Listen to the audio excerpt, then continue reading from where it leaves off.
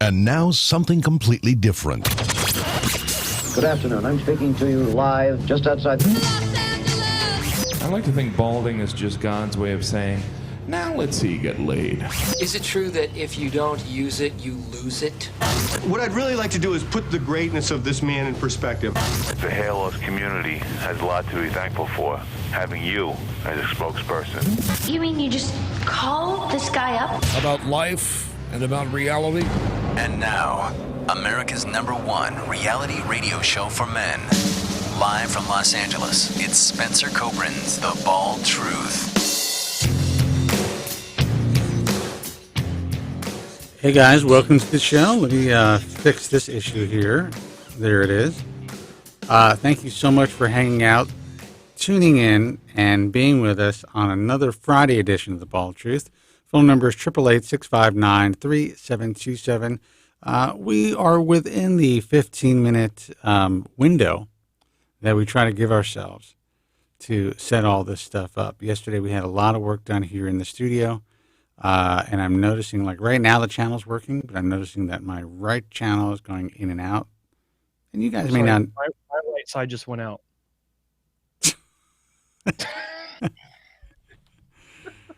Jesus. Gotcha. Yeah, you did get me. You may or may not notice at some point. It just goes from mono to stereo to mono. Don't know why. Probably something to do with one of my boy Fred's wires, but we will see. Anyway, welcome to the broadcast. This is the Hair Loss Show. We missed last Tuesday's broadcast because Joe was stuck in traffic, and I didn't feel like going on. And that should have been an omen for what I was getting myself into. Yes. Because I was stuck in traffic because I was on the other side of town, actually a burb on the other side of town, and I just purchased this really nice road bike, which I'm looking at right now. It's such a gorgeous piece of machinery. But that was an omen for bad things to come, because I was riding it yesterday and I hit this rut. Really, it's a road bike, so it's got really narrow tires. And I hit this rut just the wrong way, and I went down. I folded like a hair transplant guarantee. Like, I fucking, like, just good thing that the pavement and the sidewalk were there to break my fall. Jesus. Like, here's my arms. The reason I'm wearing the short sleeve shirt is because I forgot. Oh God, I don't want to wear a long sleeve shirt because of this. Oh my God. And that's just the part that I've got covered, and there's more road rash. Wow. And it goes on my right side above my right rib cage, and then my knee is, I didn't nail my knee, but I scraped the shit out of it. Now, don't you think a man of your advanced years should be more covered? Well, next time I go out, I'm wearing a fucking night suit of armor. have like from Monty Python, just because I have to say it was. I mean, I saw your picture on Facebook, and you look all happy, and I know that was actually after the wreck. It was after the wreck. Yeah. Well, I gotta for the camera, right? So what people, no one caught on was that on my right side, which is on the far side of the image, on my arm, there's like two pieces of medical tape going around, holding the bandage on. And I think that's a perfect segue into the bullshit that we see on social media, Facebook, and all the different platforms where everyone is so happy, and everyone is getting their PRP treatments, and they've just had their hair transplant, and they're so excited about what just transpired in their lives that they're willing to go on camera and put it out there for the world to view. And within a week, half of these guys are crying in their soup because they realize they fucked themselves up and made the wrong decision. All because of the pretty pictures. It's all pretty pictures, man. It's all bullshit. You like that line, though? I folded like a hair transplant guarantee. I did like it. Thank you. I thought that I gave you enough reassurance with my real laughter but apparently I didn't. Hey, man, always looking for affirmation. I get that. That's the word I was looking for. Thank you for using it correctly. That's what you do, man. Guys, it's great to be back. And what I can tell you for sure, unfortunately, is the hair transplant industry has not gotten any better. And neither has the hair loss industry. Just in the last 2 weeks, some shit has gone down that is putting you guys, in my view, in even greater jeopardy. Can't get into some of the specifics, but you will be finding out. But, I was asked by a group of plastic surgeons here in the Beverly Hills, Los Angeles, Beverly Hills adjacent area as well, to essentially, one guy contacted me, said, look, I bought this piece of equipment. I really thought it was a good investment. What? What do I do with it? I really thought it was a good investment. I was sold by the company on, this would be bringing me a lot of extra income. This particular company was somehow able to magically pull out a crystal ball and tell them exactly how much income they can make on a, just kind of a modest estimate. Flew in some techs or drove in some techs or wherever the techs were. And currently he's dealing with 2 very unhappy patients. So I'm speaking to this guy on the telephone. That's where we speak. Most people speak, I guess. I guess people speak via Skype and stuff now. WhatsApp, shit like that. And I said, I tell you what, we're talking. Then actually he said, this is really good information. I have some colleagues who are in the same position as me. Can we all get together and talk about this? And I said, yes. And I gave him a price. And it was a decent amount of money for each guy to come and take me out to dinner and get me drunk and to talk about the reality of getting into this field, that it is not turnkey, that both the, at least according to a lot of experts in the field, and in my opinion as well, both the physicians getting into the field and the consumers today are being sold a bill of goods. And I didn't do a PowerPoint presentation. I just spoke off the cuff. And at the end of that evening, each and every one of them came up to me to thank me, to say that was the best education they could have ever received. One has decided to just put the machine in the corner and call it a loss.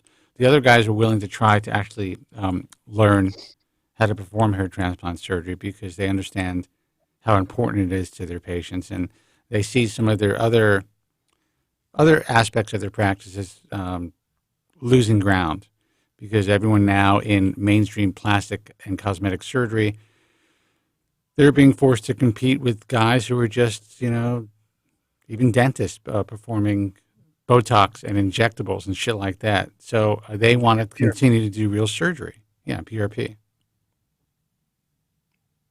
But what I did say at the beginning of this dinner, after these guys all handed me a check, which I thought was funny, it was like they were in envelopes, like it was my bar. It was like my bar mitzvah. I was going to say it's like they're paying their respects to their godfather, right? And honestly, if I could do that every week, I'm done. That would be awesome. But if they would have taken that relatively, like 10th of what they paid for one of these machines, less than a 10th, and invested that in doing their due diligence initially with me, it would have saved them a tremendous amount of aggravation. Countless, there's one guy's paying interest on this fucking machine. He couldn't buy it outright. I guess a lot of guys do that. They take out a line of credit. So anyone who's listening, plastic surgeons who are tuning into the show, you want the truth? You want some advice? I'm here. I will do this. I love going out to great steakhouses. I love sitting down with you guys and preaching the truth. But as with you, look, time is money. I'm here to provide free information to the consumer. If you want this information from us, then instead of investing on bullshit webinars and all the shit that these companies are trying to sell you, get the truth first. I know this sounds like a sales pitch, but do you know how many people, the two lives of the guys who believe that their lives have been ruined by this very well-known quasi-celebrity plastic surgery? He had no involvement in that case, in either of those cases. I mean, those lives would have been saved just by you guys saying, you know what, I'm going to call this guy up, have him come into the office, or set up a seminar like we did with a group of guys, and we can learn something for a change instead of buying the bullshit that the product manufacturers are selling you. If you're a cosmetic surgeon, a plastic surgeon, considering getting into hair, trust me, I see nothing wrong with it. These companies are in business to make money, and they hire salesmen that are on their payroll, and their salesmen make money by selling boxes. They will tell you anything to get into this game and to buy those boxes. What I find interesting about this whole thing is these guys are fucking doctors. You would think they would know better. Rant over. I'm enjoying the shirt, Joe. It was actually it was an interesting thing. It was like, I don't know why I'd never thought of doing that before, but it was kind of asked of me. So I said, sure. Well, I like hearing that because it tells me that there's hope, even if it's just a spark, where there are some doctors that are interested in actually understanding what the hell they got themselves into. And I think that that's the future for you. Dinner dates. I like the dinner dates. I put a little Instagram of me Ubering there, doing a hair check. And again, you talk about, like, I'm just like, guys, get it over with. Scrutinize it all you want. I can't walk into a room with these fucking doctors without them, like, staring at my hair. Doesn't happen any other time in my life. Imagine if you were in a room full of dentists or rhinoplasty specialists or whatever. It's like no matter what the specialty you walk in, they're going to be zeroing in on something about you. That's true, but I think in my particular case, because I've been doing this for so long, and because of the the quasi comb over, the Trump the early years thing happening, they're trying to figure it out. Oh yeah. They're just like, why is this guy doing this? And it's almost normal looking, but not quite. Who do you think Kobren had to his hair?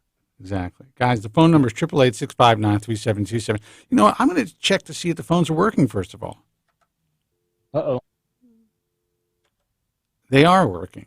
So what that means is we're not getting any calls yet. So if you want us to... I think Soren is the one that needs to call. He's in the room. He just got here. Hello, everyone. Hello, Soren. Thank you for joining us. Pick up the phone and call us. We've been waiting for you. Yeah, otherwise I'm just going to... get something to eat because I haven't eaten much. Actually, I haven't eaten anything all day. All day. Yeah, if we're just going to, hang out and no calls, then I'd rather go nurse my wounds. I think you should. With alcohol. I think you should. I'll give out the phone number one more time: 888-659-3727. Guys, I'm actually considering doing a unique experiment. It's going to be an after show on my Instagram feed. There's never been a live call-in program on Instagram. People don't know how to do it. Instagram does not accept any third-party software so that you can make that happen. But luckily, I think I may have figured it out. Now, today's after show will be a little rudimentary. Where my sound will absolutely be coming through my phone not through my microphone, and the callers as well. But I think I figured out a way to make this happen. There is nothing that you can buy at this stage to make what I'm going to do happen. So I guess that's why no one has done it. Now, you can get decent sound from a microphone into Instagram at this point. There are some rigs that can set that up. But to be able to actually take phone calls and get that sound in there, it's never been done before. So we're going to see if we can make that happen. And that'll be a lot of fun. It would be a lot of fun. You know? So let's see. Let's take a call. Hey, man, you're on the air. Who's this and where are you calling from? It's me.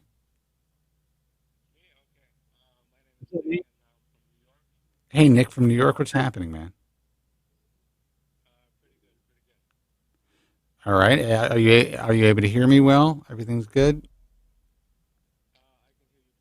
Okay, great. So what's happening?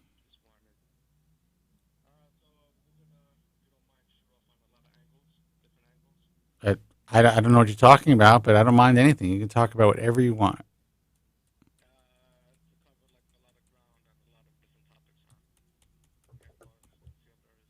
All right, let's do it.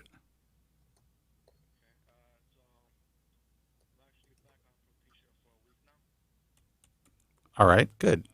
Okay. Now, what was the reason for you stopping?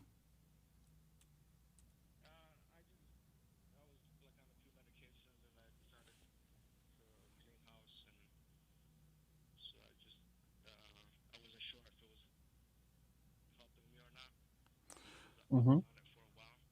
Okay, I'm gonna stop you for a while, guys in the chat room. Are you able to hear the caller well? Because I sense that his sound is not coming through my software well. So if you guys can help me out, let me know. Go ahead, caller, speak. All right. Can't hear they can't hear the call at all. Of course you can't. Hold on. Let me see if what shit. Motherfucker, Fred. All right, let's see. Try to speak now. I hear you perfectly, but I don't think the audience can hear you. Hold on. Yeah, I was just confirming on my end. There's no sound. I hear him fine, but he's not coming through. Motherfuckers. It's not you, man. It's definitely not you. I mean, you're coming in loud and clear. You're coming in loud and clear. For whatever reason, this is not going through. Let me see. All right, speak. Do me a favor. Your help. All right.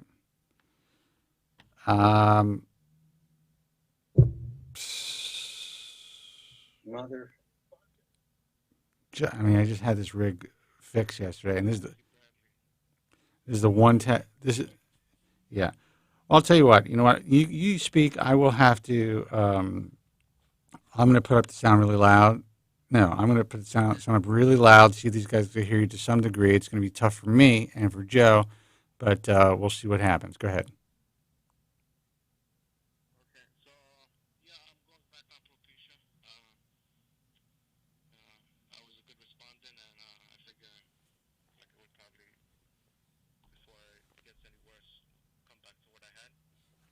Okay.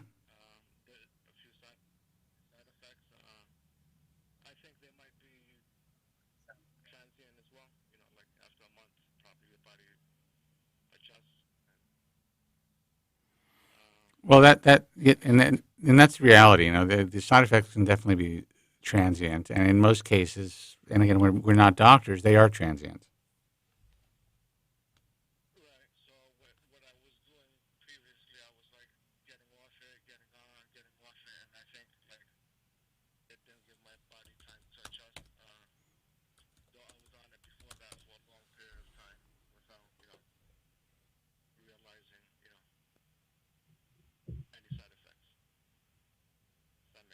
It does make sense. It does. So now what happened is the pain threshold of losing my hair has overwhelmed everything else. So I'm going to go back on Propecia and stay on it for at least a year or two. This is what I'm going to try to do. I'm going to, so the callers can try to hear you. I'm going to try to just when we're going to you're going to talk, and we're going to take a beat, and then I'm going to talk, and I'm going to actually put my monitors on so maybe they can hear you through my speakers. So let's try that. So go ahead, continue your conversation. Okay, so yeah, I figured I was actually trying to get a hold of topical finesse. All right, that's not going to work. Not going to work? Yeah. No, you know what? Just I'll answer your questions. Let these guys just sit in silence, and we'll try to I'll try to help you out. Yeah. And I was considering transplant, but then with all the, with all the variables involved, I don't feel that comfortable. Because I actually wear my hair kind of like Joe does, after his surgery, like a skin fade. Yeah. So,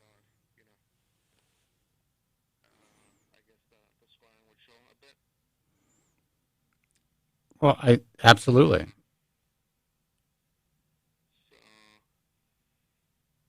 So that's one part of the aspect that I would probably kind of prefer, that are on Propecia to stay on it, not to come off, because, it kind of almost threw me into a major depression.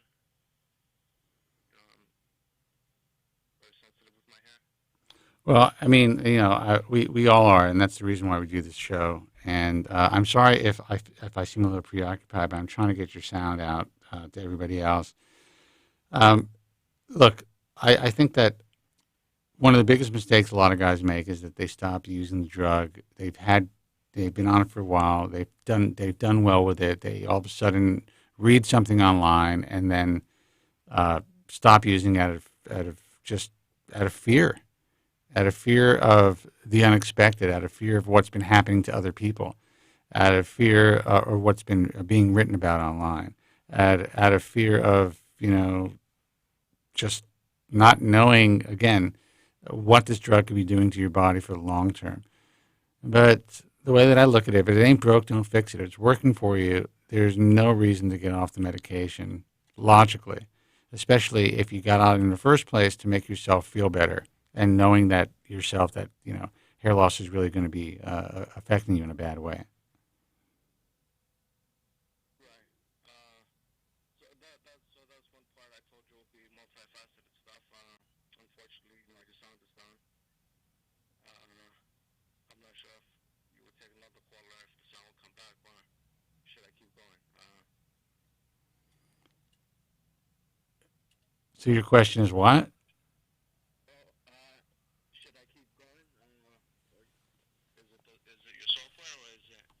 No, it's not. It's my software, but keep going.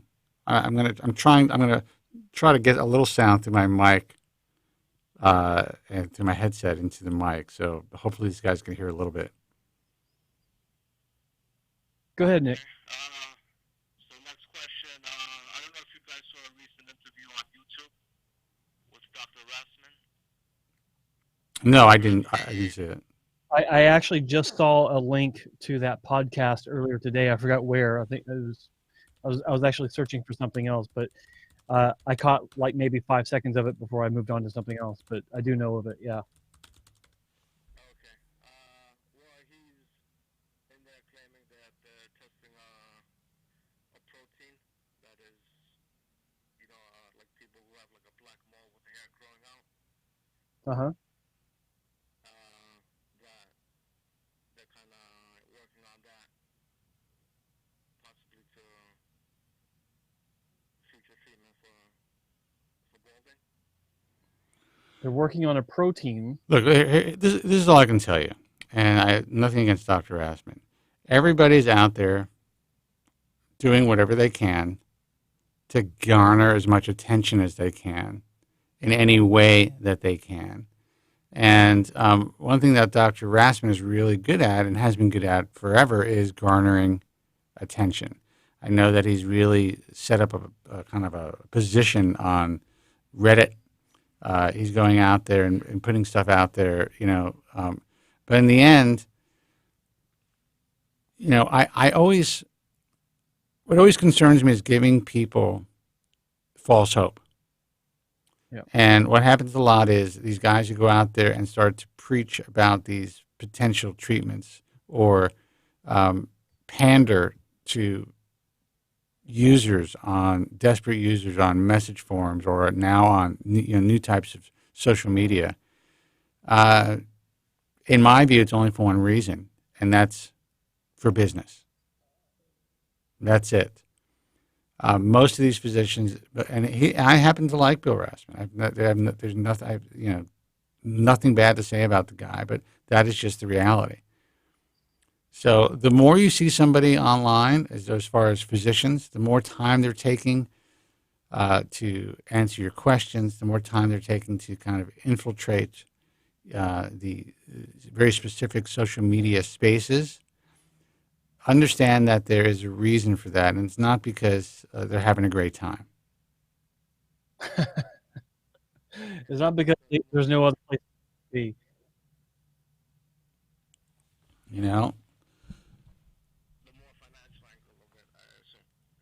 Well, I mean, all I can say is that, they're there for a reason, and, they're putting out their content because they want to they want to get your attention. They want you to walk through their doors. They want to figure some way to treat you, whether it's going to be through scalp micropigmentation or selling you some sort of topical finasteride treatment, which may or may not work. We know some topical finasteride work really well. The problem with, and I'll talk about this at length at some point, but the problem with topical finasteride is we don't know which generic physicians are using, if it's or anyone's using. We don't know how often these generics are going to be switched. So you may do well on one, for 3 or 4 months, and then all of a sudden the manufacturer has to switch the generic, and then you lose your hair.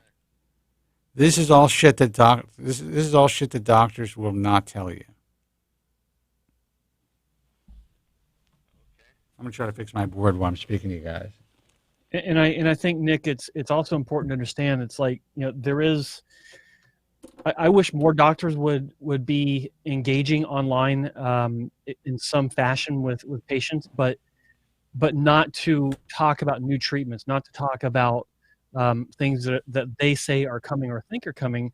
I think that if they can engage with people online, but talking about current medications, current treatments, current surgery options, and doing so without fluff, just with the sole purpose of educating, they achieve 2 goals. Number one is, yes, they are established themselves as an authority on the subject that they're discussing, which will lead to more eyeballs on them and maybe more patients.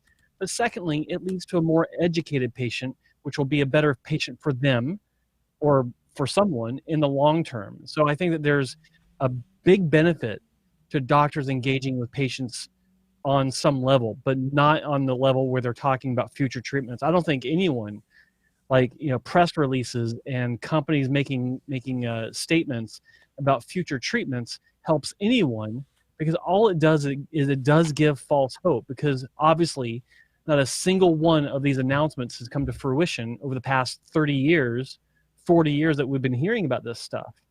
So until you actually see an announcement that's on the cover of every magazine, if magazines are even available at that point, but on the front of every website, newspapers, whatever, on the nightly news, where bam, we have something that actually works and it's available now, that's the only thing that you need to really consider. That's the only thing that you need to hang your hopes on when it's actually here, because until that point, it's all talk. I don't care who is doing the talking, it's just talk. So keep that in mind. I mean, I know Dr. Rasmussen a little bit. I know that he's he's a very how can I put this? He's a very forward thinking doctor. But it's all fluff at this point. It doesn't matter where it's coming from or who's presenting it. So I hate to be a downer about this, but that's just the facts. Okay. I mean, I kind of figured that. I figured I'd run it by you guys. I know Dr. Asman is, and Dr. Bernstein, like one of the pioneers of, hair transplantation and, Let me tell you again. This is not to say anything about anybody negative. Dr. Asman is the guy that and Bob Bernstein are the guys that I really focused my first book on because they were really pushing follicular unit transplantation. He was a pioneer in, I would say, absolutely the marketing and the promotion of a concept that was initially pioneered by Dr. Bradley Limmer. He did write jump on writing the first paper with Bob Bernstein on follicular unit transplantation and then on follicular unit extraction. Everybody who's been in this industry for more than 20 years will say and will be referred to as pioneers, and they are pioneers in different ways. I think Bill is a pioneer in the aspect of getting the word out and trying to get the scientific papers out about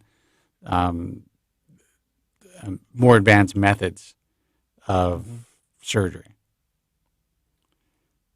That's, and you guys just have to kind of understand what a pioneer is and how easy it is to kind of label yourself as a pioneer. Bill Rasman is a pioneer as far as he was able to see the missing pieces of the puzzle of this market. And he saw that, what Bobby Limmer was doing and that it was not really being promoted well made sense. And that was pushing follicular units, really moving hair in their naturally occurring bundles, using stereomicroscopic dissection, and then jumping on that and marketing the shit out of that, and also marketing the shit out of big sessions. At the time, they were called mega sessions. So he was absolutely a pioneer in that, for sure. Yep. okay. So moving along, so I don't take up the whole show. I wish you could. I wish people could hear you. I'm really frustrated at what's going on, and I don't know why this happened. But anyway, go ahead.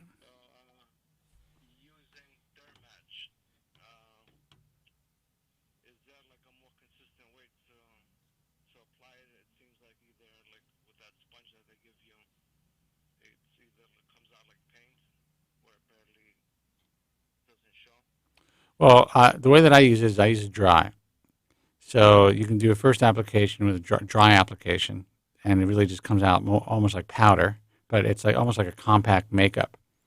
A lot, they instruct you to use it wet, but I tend to get the best results dry, and I kind of just brush it on and blend it in dry, and then throw a little hairspray in there.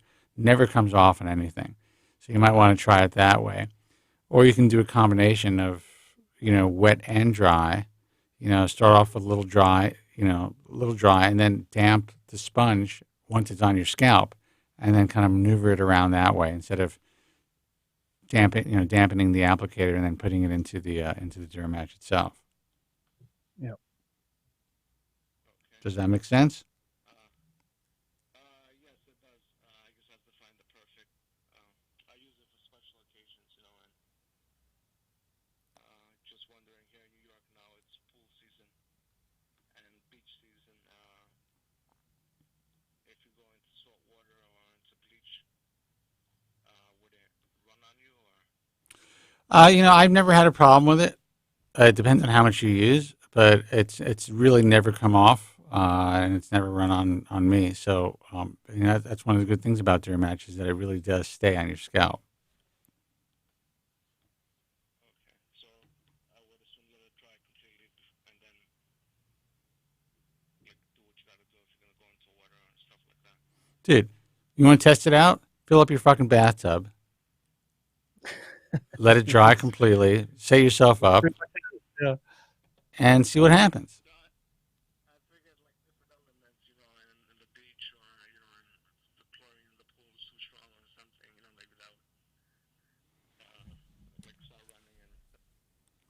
Dude, I'm telling you, try to do it all. Get yourself, like, do a stress test of the Durmatch. Get on a treadmill in the house or whatever.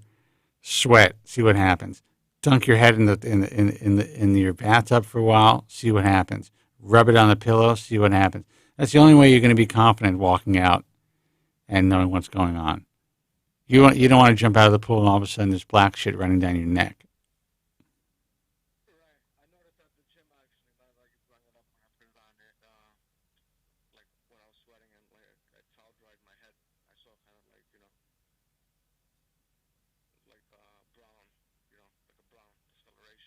Yeah, well, that could happen. I mean, especially when you're rubbing your scalp.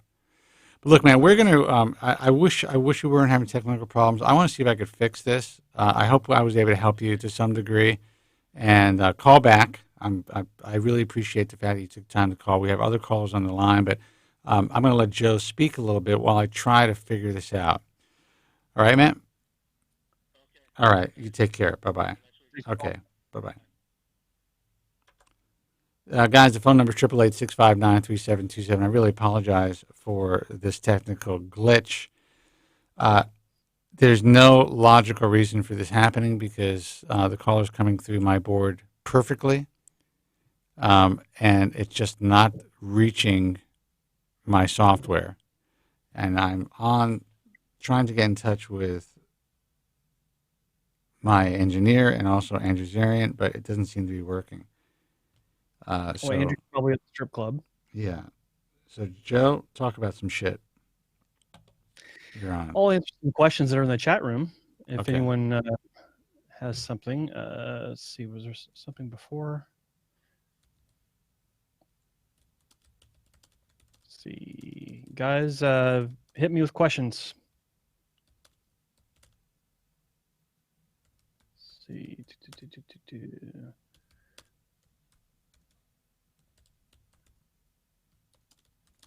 And nothing. Nico or someone, throw a question out there. When is a biopsy a good idea? Oh God, biopsies. You know, it's kind of hard to answer that one. I guess the easiest answer would be when there's some sort of condition on the scalp that isn't identifiable by eyeballing it. That's about as close to an answer as I can get. Mike R, can high thyroid cause hair loss? Fluctuating thyroid issues can cause hair loss, and it's one of the. It's like whenever I have a female, or when I was a consultant, I have a female come in with hair loss. The first question I would ask is, did you go to your doctor, your GP, and have your blood levels checked, your iron levels, your thyroid levels, things like this? Because these are usually in more of a flux with females, and their hair loss is many times associated with one of those deficiencies. I don't know if it's from an overactive thyroid. I think there is a correlation. I can't remember, but I do know that an underactive thyroid is a potential issue that causes hair loss. So hope that answers that. Let's see. Soren, could you talk about the new discoveries with stem cells and 3D printing? Again, just like with what I was talking about before, until it's actually announced as a product, I don't really think it's worth talking about because it's all 5 years away or 10 years away. What I recall from the article, I skimmed it a little bit. It is a different way of creating hair follicles, where it's created on a lattice work, like a small farm, like farmland, where follicles or the cells are planted onto this template, this lattice work, and they're grown from there with the idea that they'll be transplanted into the scalp as they have matured. But beyond that, I didn't really pay much attention because things like that don't excite me. Let's see. What other questions we got? Let's see. Finasteride.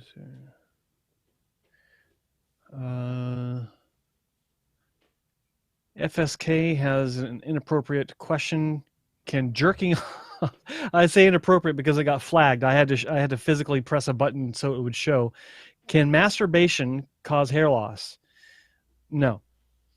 Does smoking affect hair loss? That's a great question, Christos. A lot of times doctors will tell you not to smoke for a few weeks before surgery and don't smoke for a few weeks after surgery, because the logic is that it constricts the blood vessels, which is true.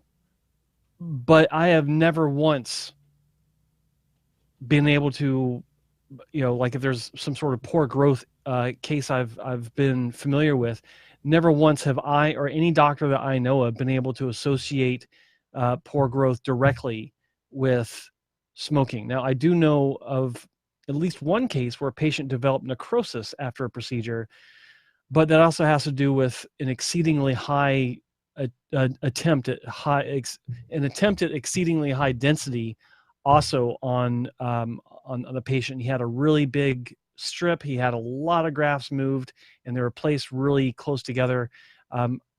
It could have contributed, but again, it could have been other factors that were present. So I can't directly correlate that. Let's see. But no, it can't. I don't think it can kill anything except you. All right, John, I'm going to do a test. Okay. To see if this works at all. I don't know if it will. Caller, can you hear me? You can hear me. Can anybody else? Let me see. Speak. Okay, keep speaking. Nico, how are you, man? Okay. All right, you keep talking. All right, you keep talking to Joe. You keep chatting with Joe. I'll put you on hold. Hey, I'm just listening to the feed. Hold on a second. Jesus.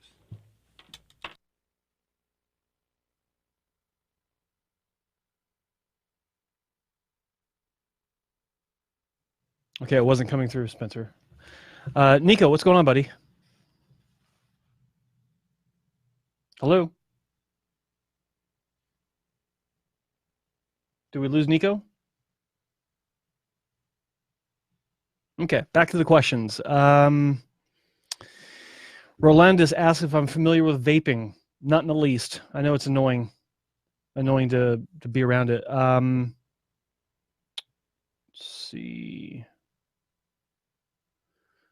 Can finasteride actually trigger benign prostate enlargement, otherwise known as benign prostate hyperplasia? I'm not a doctor. I can't see why it would, simply because it's designed to reverse it, to shrink enlarged prostates. Ask your doctor. Let's see. Looking for more questions. Didn't mean that. FSK. I didn't mean that question, Joe. Just joking around, buddy. You ask it in the chat room. It's going to be. I'm going to pick up on it. Okay, so ITVWTF.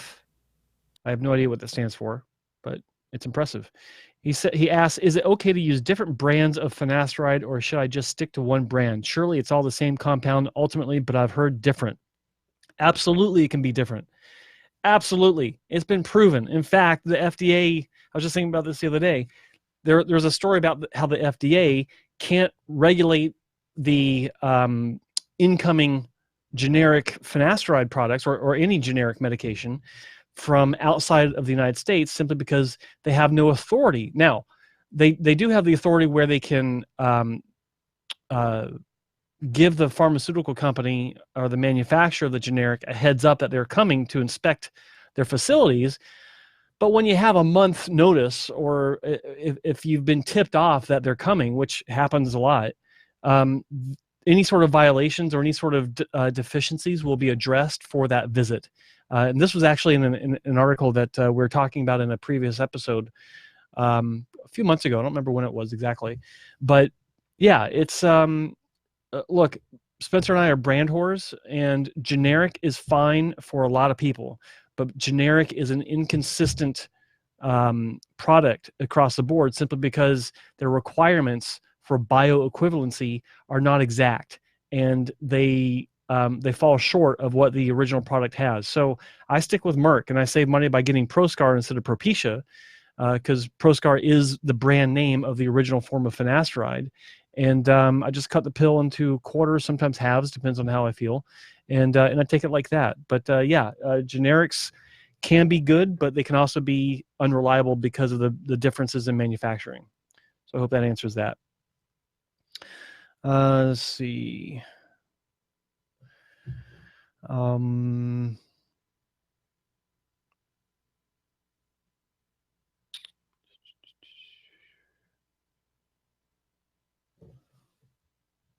lot of things flying here. Do hair transplants work well for people with wavy hair? My understanding is that wavy hairs are flatter, so I would assume that there's a rotational aspect to placement. This is from Axel Molina. Let me reread that. Do hair transplants work well for people with wavy hair? Okay, so with wavy hair or curly hair, you've got, it depends on the procedure that you're having, whether it be strip or FUE, but there are challenges with curly or wavy hair just by their nature. Regardless of the procedure, it's more difficult with FUE. With FUT, you can visualize the hair in the tissue once the strip is removed and the tissue is severed. What's the word I'm looking for? Slivered into very thin pieces. They're so thin they're almost translucent. Like you can see through them with the microscopes, and you can see the angle and direction of the hair underneath the tissue. And that's the problem with wavy and curly hair. The exit point of how it comes out of the tissue does not dictate the angle and direction when it's in the tissue, which is what you usually have with straighter hair. But with wavy curly hair, once it goes beneath the surface of the tissue, it can take a dog leg to the left. It can kind of keep doing a corkscrew movement off to the right, different directions all over the place. So with FUE, you got a higher chance of transection when you're going into scalp tissue that has curly, wavy hair. So that's why bigger punches are usually used in those scenarios. Now, is it always the case where bigger punches are needed? No, because the curl or the wave can be very tight. It can be very like a very narrow field of variance. But if it's if it's pretty wild as far as how wide it goes, then bigger punches are needed, which leads to potential halo effects, which leads to potential more visible donor scarring. So hope that answered the question. Let's see what else we got here. All right, guys, we're going to try something different. I was going to try to do this after show on Instagram. So what I'm going to try to do, since everything is all fucked up as far as the callers are concerned, I may be able to get you guys to hear the callers through my monitors on Instagram. So let's give this a shot. You're only going to be able to see me on Instagram. We'll continue to do the stream on YouTube. I'm going to turn on my Instagram Live. So, guys, go to @SpencerKobren. Follow me, @SpencerKobren on Instagram. And let's see if we can make this work. All right? This is going to be an interesting experiment. So let's give it a shot. I've never gone live before. So I need to go to my Instagram feed. Yeah, and we're just going to test it out. And I'm going to let people know that we're testing it.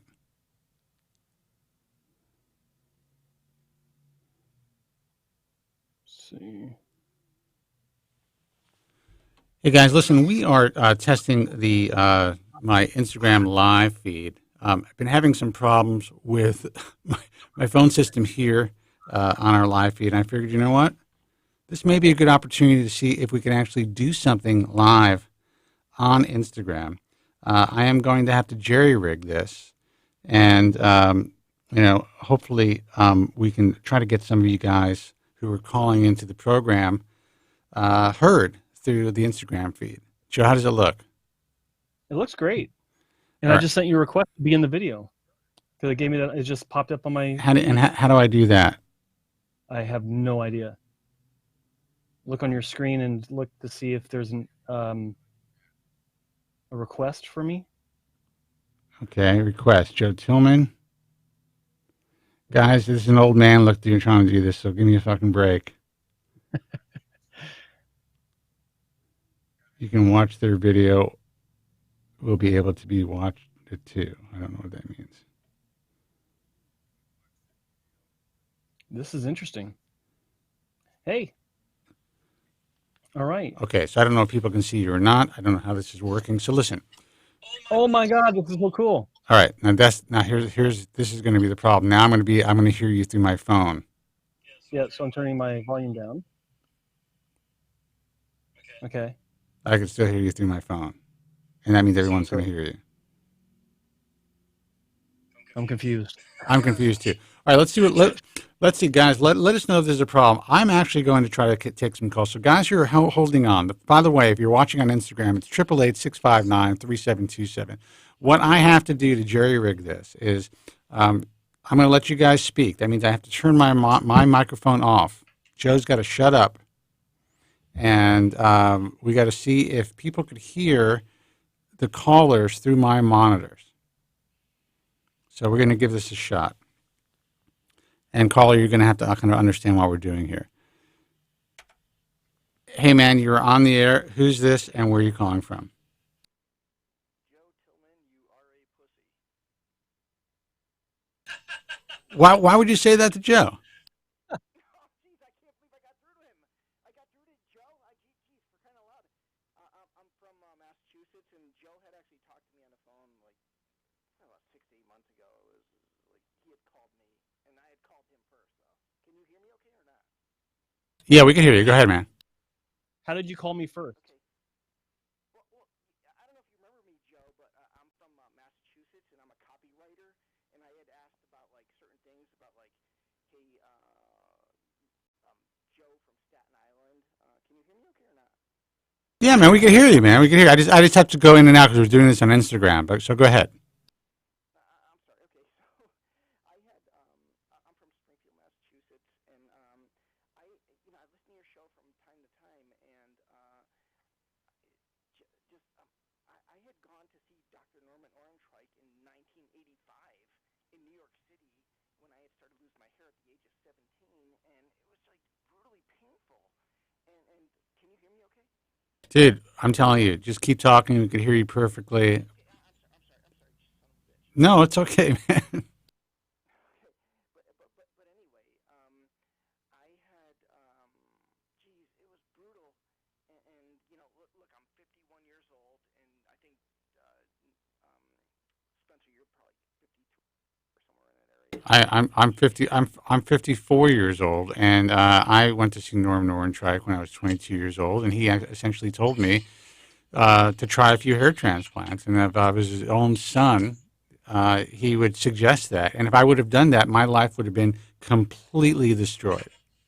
Yeah, me too. And look, when I went to see him in 1985, he put me on I bought certain things from him. It was called Seb shampoo, SEB. Do you remember that or no?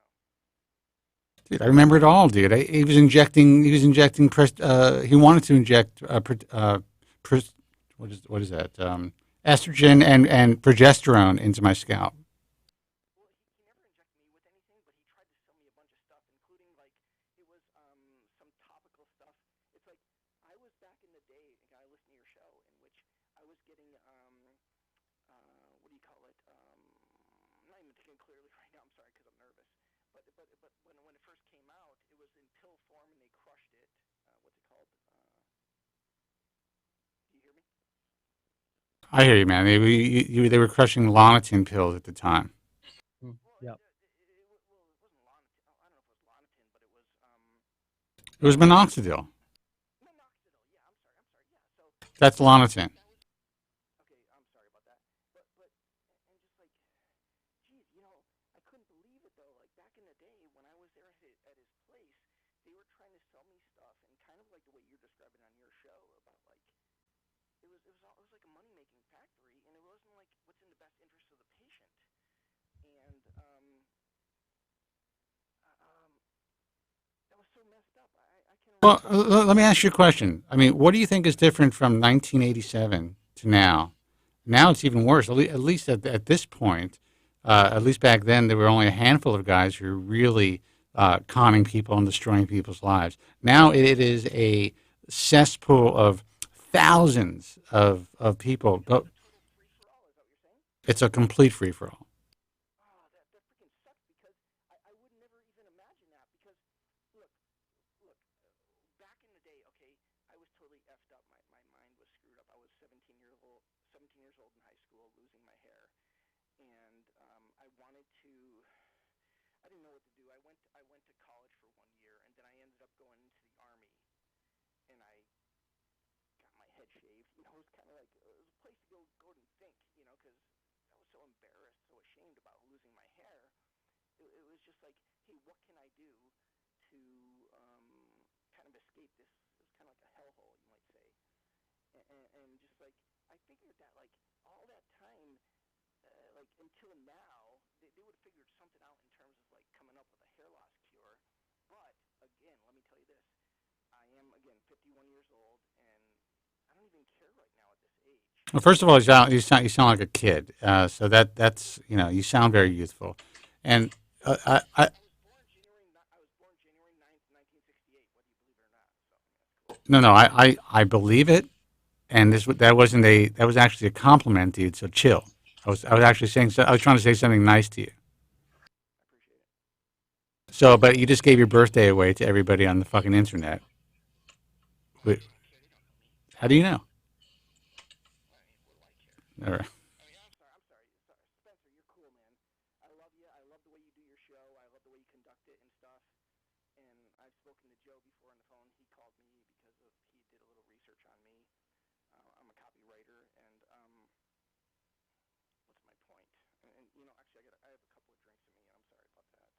If you're Listen, it's okay. Listen, I'm dealing with like tremendous technical difficulties, but it did force me to try to go on Instagram and do a live broadcast on Instagram. So, just everyone who's watching on Instagram, this is the first live call-in show ever on Instagram, and I will be able to actually do this in a different way very shortly. I think I figured out how to get all of our sound into the app. The problem is today I cannot get my callers into my other software, so that's where the problem lies. So that's why I decided to try Instagram. So, dude, you are the first caller on an Instagram live show ever. I'm sorry, Spencer. I apologize if I've been a jerk. I'm sorry. Dude, it's okay. You had a couple of drinks. You're dealing with hair loss. We could all be jerks. Actually, no. I'm no longer dealing with hair loss because I'm 51 and I've shaved my head and I'm in great shape, like physically, and just like, Steve, I heard the other night I was listening to you and you said like, man, like I've got to put in hairspray and I paint my head and blah blah blah and stuff. And I mean, like I look at you on this show right now, and I'm looking at you right now on the screen. And I'm like, this guy has a full head of hair. Now, of course, you've made it crystal clear that you don't have a full head of hair. But Wait a second. How dare you? No, I'm just kidding. You know what? First of all, I absolutely appreciate it. And yes, I've been able to save enough hair where I can dummy it up, and it is a bit of a sham. That's just the reality of my life. But I'm also 54 years old, and I feel extremely fortunate that I've saved so much hair. And yeah, you know what? I got to use a little hairspray, or a little. I got to use a can of hairspray. Big deal. It's not the end of the world. for what it's worth, you look good. So Thank you. what was my point? I'm forgetting my point. My point was, can I ask you one or two questions about like Joe from Staten Island or no? You can ask me whatever you want, man. Okay. Joe from Staten Island, man, my heart goes out to that guy. Like, I don't even know how old he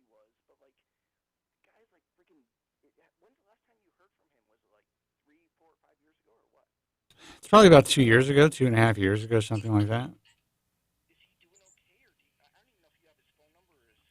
I had his contact information in an old phone, and I don't have it anymore, and he has just refused to stop contacting us, so I have no idea how he's doing. He's probably alive. I think he gave implicit instructions to his wife to contact me if he died.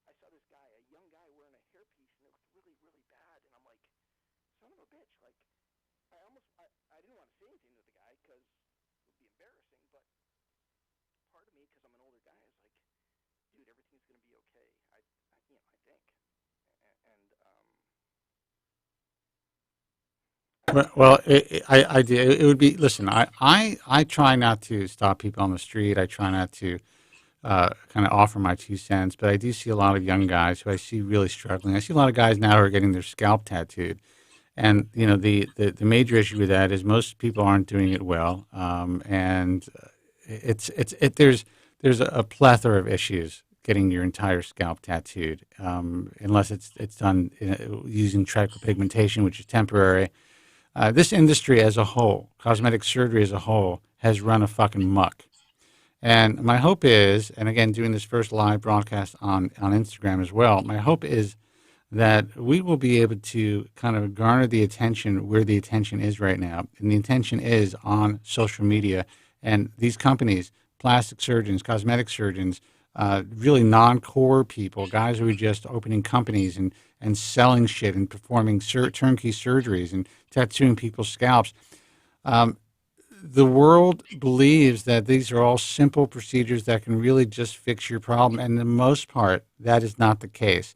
People are being disfigured every single day. And I'm not talking about a small percentage of people. I'm talking about the majority of people who decide to undergo hair transplant surgery in today's field will be permanently disfigured. That is a fact.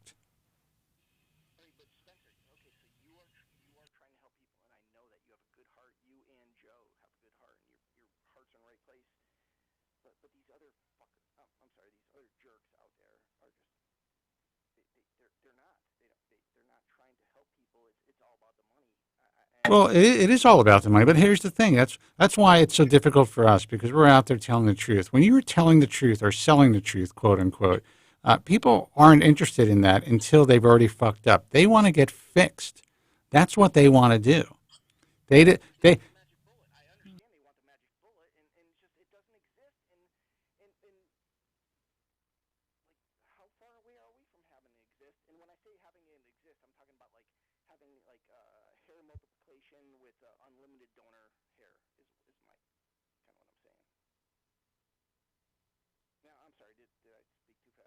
No, you didn't. Let me tell you how things are running right now.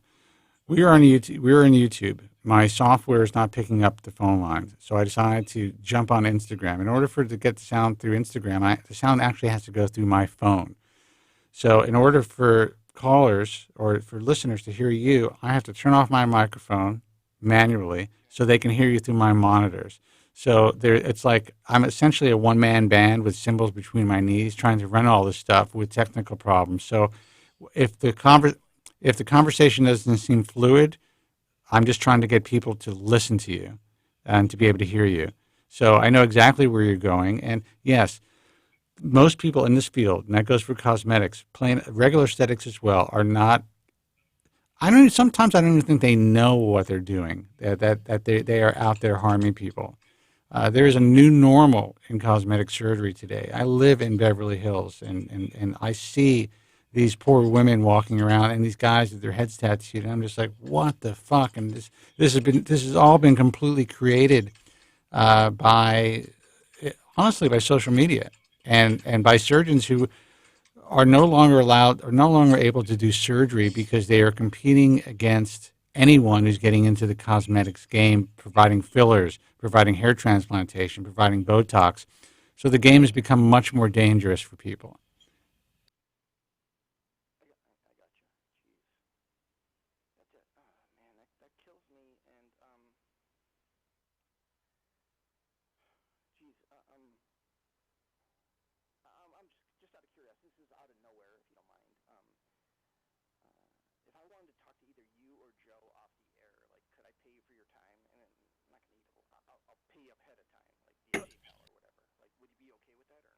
I appreciate that. Everybody else in the world would be okay with that. I've always refused to take money from consumers. Everything we provide consumers with is 100% free. Now, obviously, consumers do pay my publishers, Simon & Schuster and Contemporary Books, to buy my books, but that's a different story. If doctors want to pay me for advice, that's how it works. But as far as talking to us off the air, I'm going to be providing access through Instagram now. So we're going to be able to have, people are going to be able to talk to me through Instagram. But I just can't really spend much time talking off the air unless it's a really an emergent situation, which you do not seem like you're in.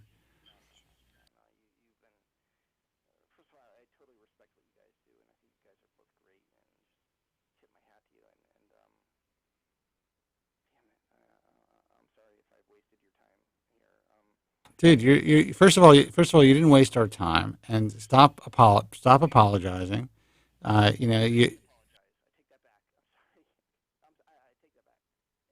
Okay, listen, dude. Just recognize this: you are the first caller on a live Instagram broadcast. So if that,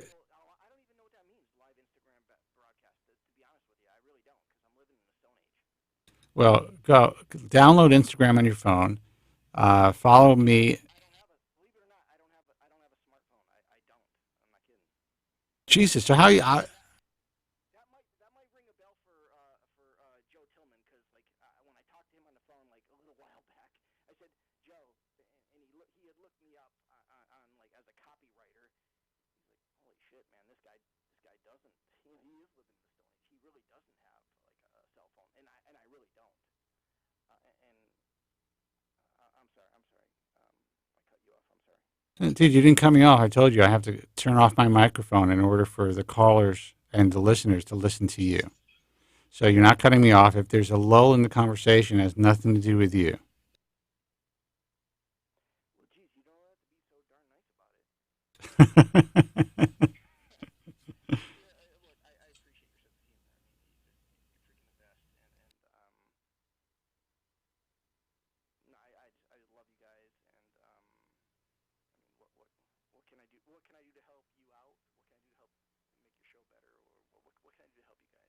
Well, I'll tell you what. When we're not having these technical difficulties, call in Tuesday. Hopefully, we'll have everything fixed by then, and we can talk more about things. And then you could always email Joe because he still does work with people on one-on-one. I know that you spoke to him before.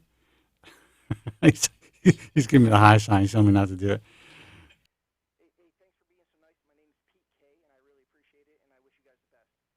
PK, thanks a lot for the call. Thanks, Matt.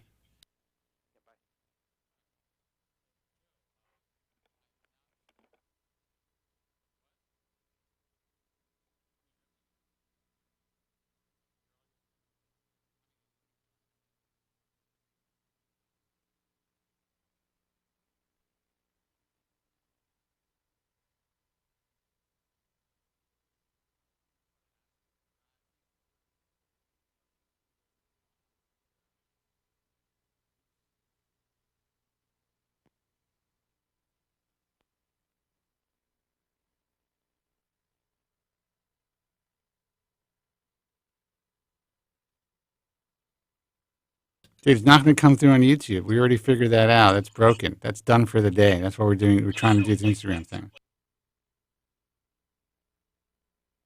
No, they're not going to hear my monitors on YouTube. They're only going to hear it on Instagram.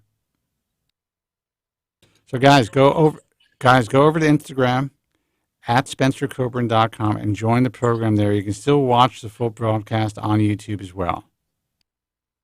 But we're taking calls through Instagram.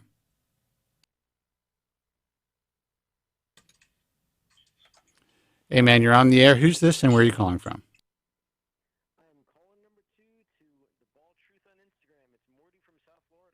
Morty, man, how are you? Good to hear you.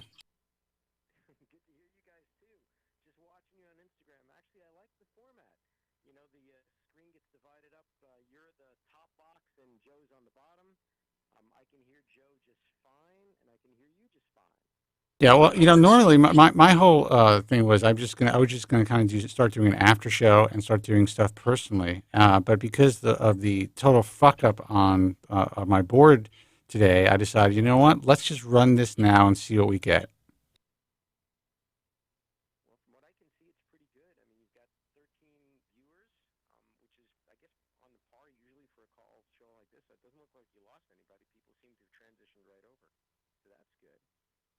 Well, let's hope we get more. I mean, I was hoping for 100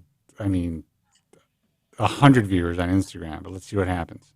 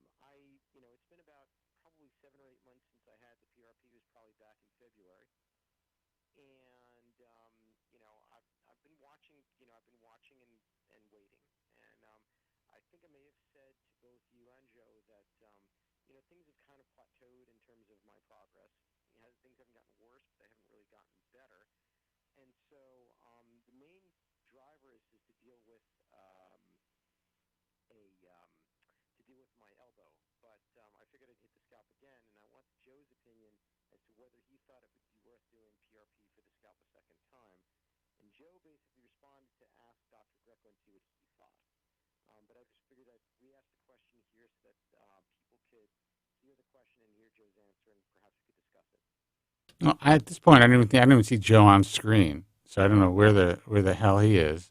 But if you said that you had a decent result with PRP.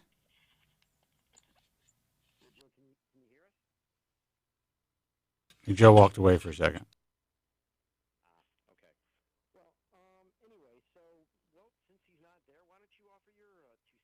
Now he is here, and I can offer my 2 cents.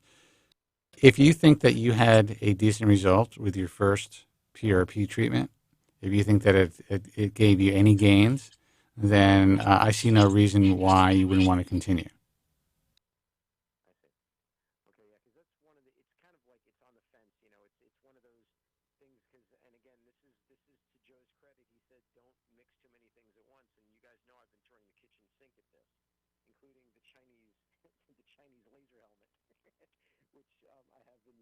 Well, first of all, I'm glad that you brought Chinese, because I'm starting to see these other companies now advertising on television. I can't even fucking believe it. Guys who are on Instagram who are considering using low-level laser light therapy for your hair loss, you can buy at a really inexpensive, the exact same product from Alibaba or one of these places online from China, and that's it. That's all you need to do. You don't need to spend $3,000 for a laser cap and cross your fingers and hope that it works. People are fucking stupid.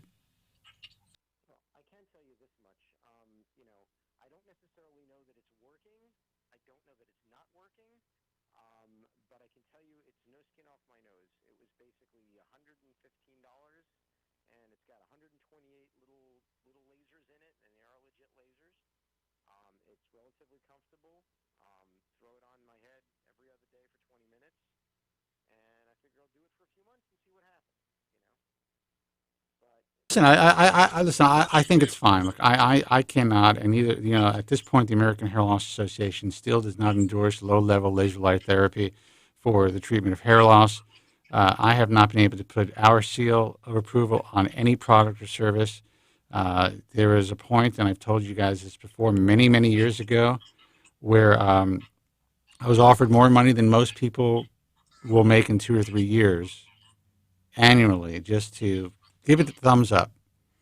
And I will not do that. Now I see a doctor on the air who is promoting the specific laser cap, and I'm just like, I don't know what to think anymore. I really don't. I really don't.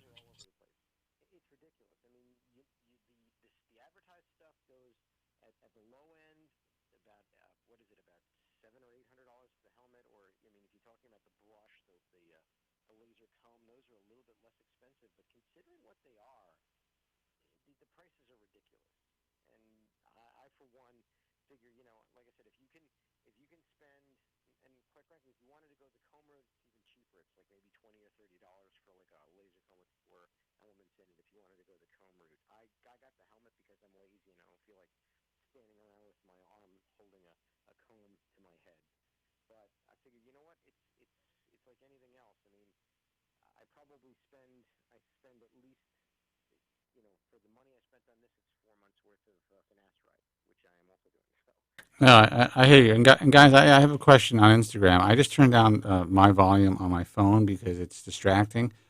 Is everyone still able to hear me? And common law, if you can let me know if you can still hear me through the phone, that would be great.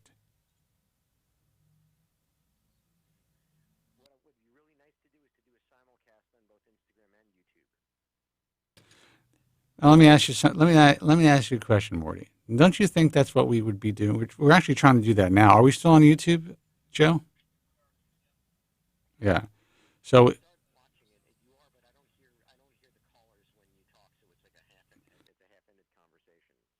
So yeah, so that's what he doesn't know. He doesn't know how valuable it is. Morty is just classic, man. This guy is classic. If you come into the program early, I had trouble. We cannot get the calls into my software. So what I chose to do was, I was going to experiment on Instagram. And I figured this is a way to get people to be able to listen to the callers while I experiment on Instagram, since our YouTube feed is not working and no one can hear the callers. For now.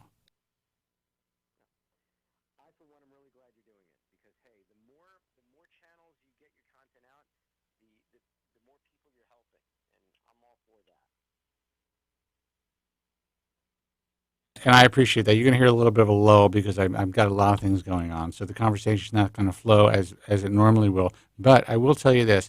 I think I found a way this is our first Instagram try, but I actually think I found a way to actually get my sound into my phone so that we can actually do full broadcasts on Instagram as well, where you guys will be able to hear, quality sound. It's never been done before with callers. So, again, guys who are tuning in, you're part of the first live call-in internet broadcast in the history, Instagram broadcast in the history of Instagram. And we are somehow making it work. It is. We should get some fucking press for this. We're saving lives here, man.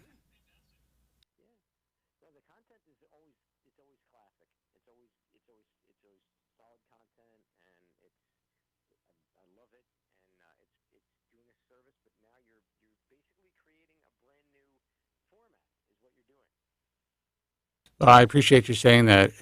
It is a brand new format. I know people listen. Instagram Live has been around for a while, and I know people usually answer questions. People type and stuff like that. And I cannot see the phone right now, guys. This is a little far away from me, so that's why we're allowing you guys to call in. So guys who are just watching on Instagram, who are just picking us up, this is live. It's a call-in show. The phone number is 888-659-3727. That's 888-659-3727. The quality of the sound will not be, incredible because it's going directly through my phone and through the phone speaker right now. The callers hear me through my microphone, but we will be able to make this work in a very short period of time. But you know what? We're making history today. So be a part of history. Call in.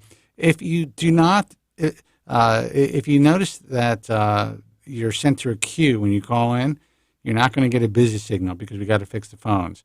but that basically means that all the lines are lit. Currently, all our lines are lit, so we're going to take as many calls as we can. Phone number is toll-free, 888-659-3727. So, Morty, anything else before we take some more calls? No, please, guys. I don't want to be hogging the lineup. Best of luck with getting your stuff sorted, and congratulations on inventing a brand new form of communication on the internet. Morty, man, I really appreciate it. You take care, all right? All right. Guys, phone number is 888-659-3727. That is 888-659-3727.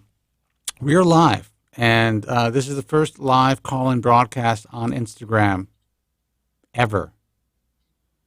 And it's the Hair Loss Show. And also, I'm going to be doing more than hair loss on Instagram.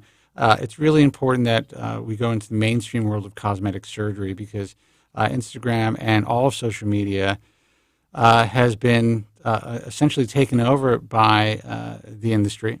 And so many people are being harmed out there. And there needs to be some real balance. And that's what we plan to do. And we plan to do it in a call-in format. You guys will also be able to speak to physicians who actually have the balls to preach truth instead of trying to sell you crap. So our phone number is 888-659-3727. Let's see who this is. Hey, you're on the air. Who's this and where are you calling from? Hey, man, who's this? Dude, you're calling from the UK. What's happening, man? How are you?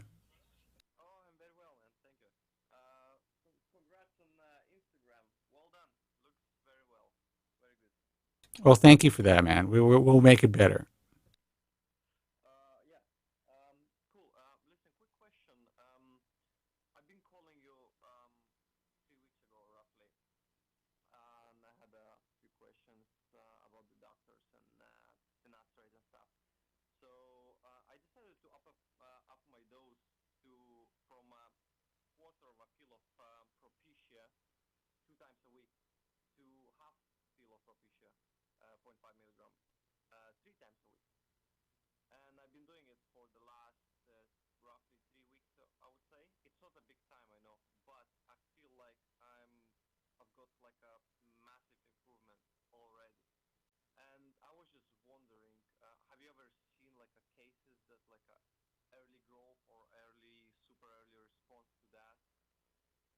Well, I was a super early responder. I mean, when I say super early, I responded well in 3 months. But I noticed a complete reversal of the miniaturization of the sides of the scalp. And then I started to notice that my hair began to get thicker on the crown.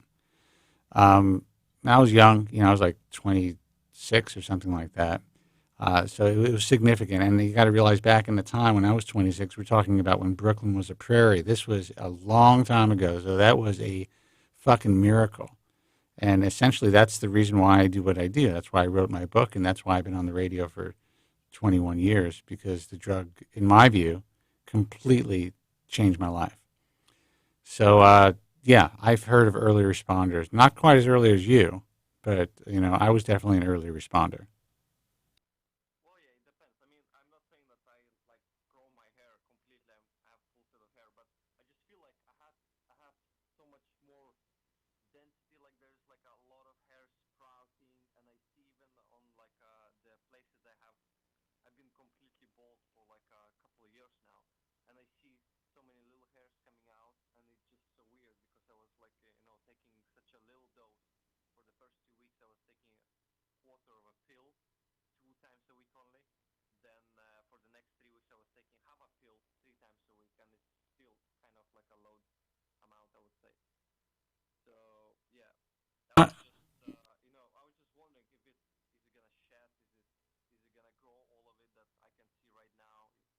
Dude, first of all, you have no idea. I mean, you may go through a telogen effluvium or a shed, for sure. You may have caught your hair loss in an anagen phase, and it's just going to keep growing. The good news is that it works for you. So whatever the situation, in time, if you give it enough time and stay on the medication, again, we are not physicians. I am not giving you medical advice. This is just based on 20 some odd years of experience and receiving thousands, if not at this point millions of people have contacted us with their experience. You know it works for you right now. You don't seem to be experiencing any side effects that you're aware of. So you just have to ride it out. If you want to keep your hair, this is the choice you have.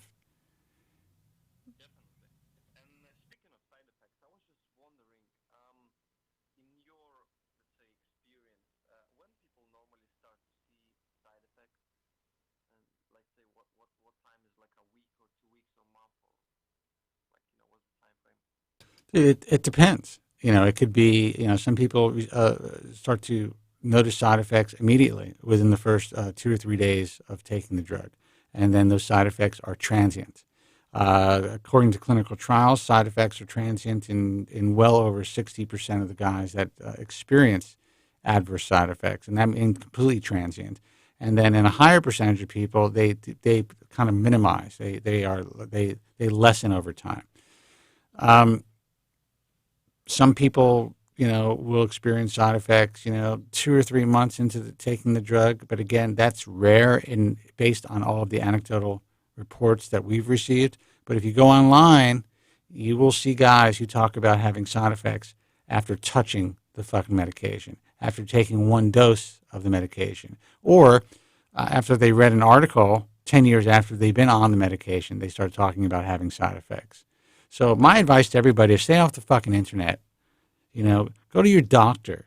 Talk to your doctor about using these medications. And, obviously tune into the show and listen to people who are willing to get on the air and talk about their real experiences. You're going to hear negative experiences. But it's like taking any other drug. I mean, women are on birth control for 20, 30 years. And some, 30 years, at least 20 years, and women are being prescribed birth control at 16, 17 years old. You have any idea what that does to a person's hormones? And people are concerned about a drug that has now a list of maybe 10 side effects, when aspirin has a list of over 100, including anaphylactic shock, which causes death.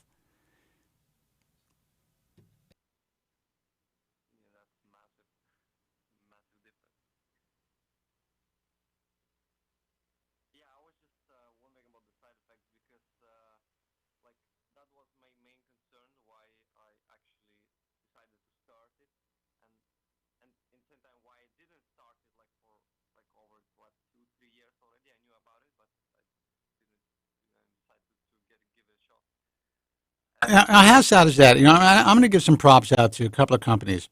And I had problems with these companies because you don't know exactly what you're getting. But a company named Keeps and a company named Hims, which everyone hears about, they basically reintroduced the use of finasteride to millennials and to the younger generation by essentially rebranding it. People don't know what the fuck they're taking, so they just take it. The only problem with that is, while a lot more guys are going to be helped, the only problem with that is all these companies use generics. So you never know what generic they're going to be using in what month they're going to be changing that generic. So while your pharmacist and while your physician will say, oh, all generics are the same, there was just a huge article. I think it was in the Times, Joe? I forgot what but basically, proving our theory over the years that, and based on all the experience that we have, that people who go from brand name to generic or generic to generic, in some cases, will see a complete loss of effectiveness of the drug. So I think that there's an article in the New York Times basically saying that a lot of generic drugs, and we're talking about drugs that are supposed to be life-saving drugs, anti-rejection drugs, for people who have organ transplants, they are on lists in certain hospitals not to use, but pharmacies will still just give it to a patient because that's the brand or the generic brand that they were able to get the best deal on.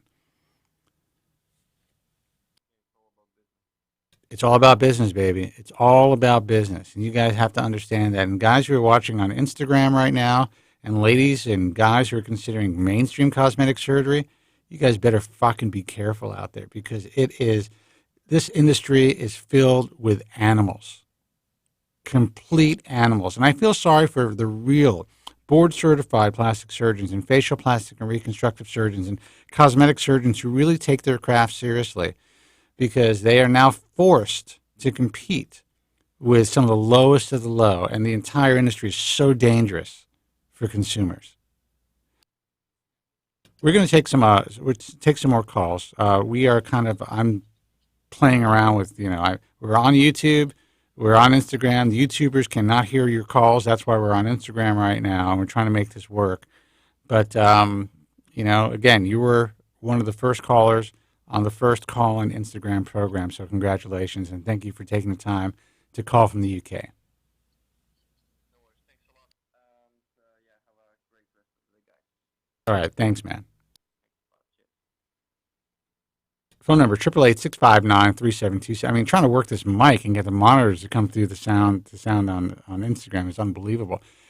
Joe, do me a favor. Tell everyone on who's watching on YouTube if they want to actually. And guys, by the way, let me apologize to everyone who's trying to listen to this program live on iHeartRadio, Stitcher Radio, iTunes Radio, and all of our other audio resources. You can't hear the callers because my board was fucked up somehow. So, actually, I don't know about that. Actually, it's possible that the audio version may be working, but it's just my video version that's not working. So it's possible that those who are listening, because everything's coming through my board perfectly. That's why you guys can hear the calls through the monitors. It's just not going through my software to get it out to YouTube. So that's the problem. So guys who are listening to the program on iHeartRadio may be able to listen. So if you are, do me a favor, call in, let us know. 888-659-3727. Hey, you're on the air. Who's this and where are you calling from? Hey, folks, this is Ben from New Jersey. How are you? Hey, Ben, welcome, man. How are you? I'm good. So first, just let me tell you about the sound situation or what I experienced as a watcher. So seems that YouTube, you were right. There is no sound and you cannot hear the... Go ahead. That was Joe's phone. Go ahead. Okay. So that's on the YouTube side. Then I was saying, okay, let's try the Instagram. And I actually tried the watch on Instagram and there was no sound there as well.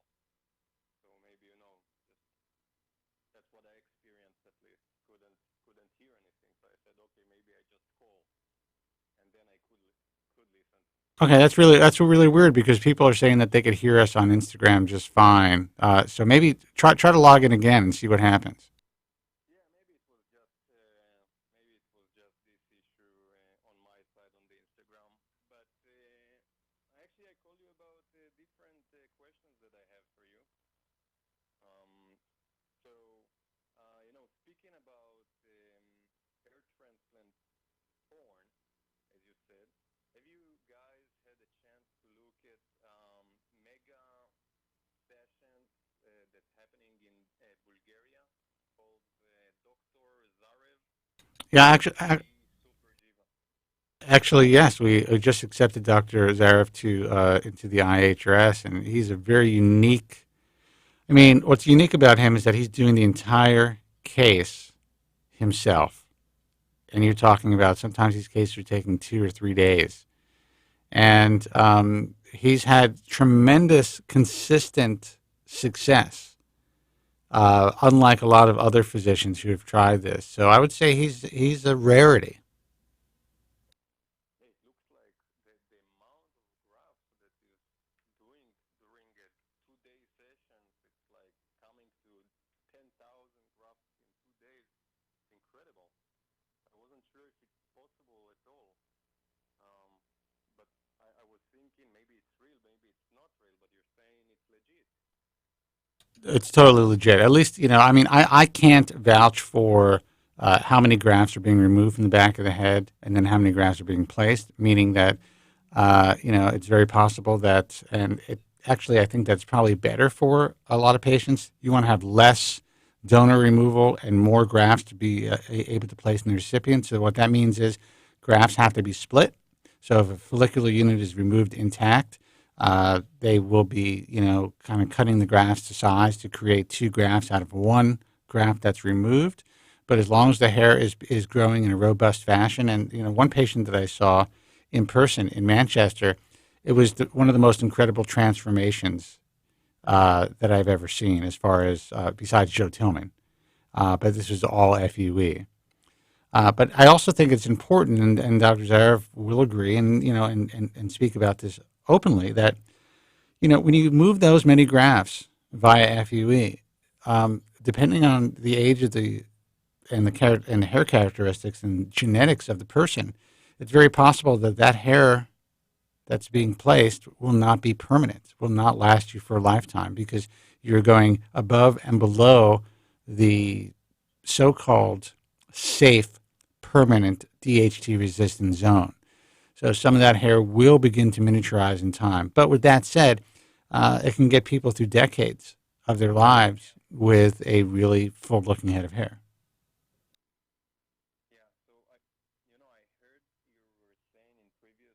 Wait, hold on for 1 second. Joe wants to say something. Go ahead, Joe.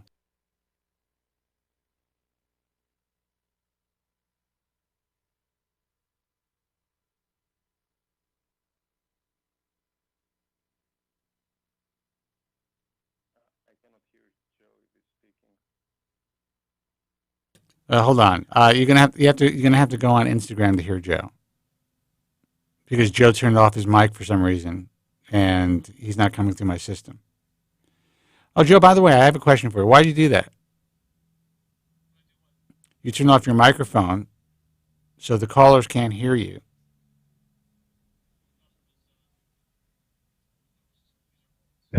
How's that? Okay, all right. So, yeah, now I hear myself on the speaker. So let me turn this down. Feedback. Okay. No, I was just going to say that I've had this discussion with clinics before, and the position has been, well, yeah, that hair may miniaturize or it may even disappear, but we're at least giving the patient another 20, 30 years of good hair before that actually happens. Is that a sound approach? I wrestle with it, but ultimately, if the patient knows this and they're happy with it, then I think that's all that really matters.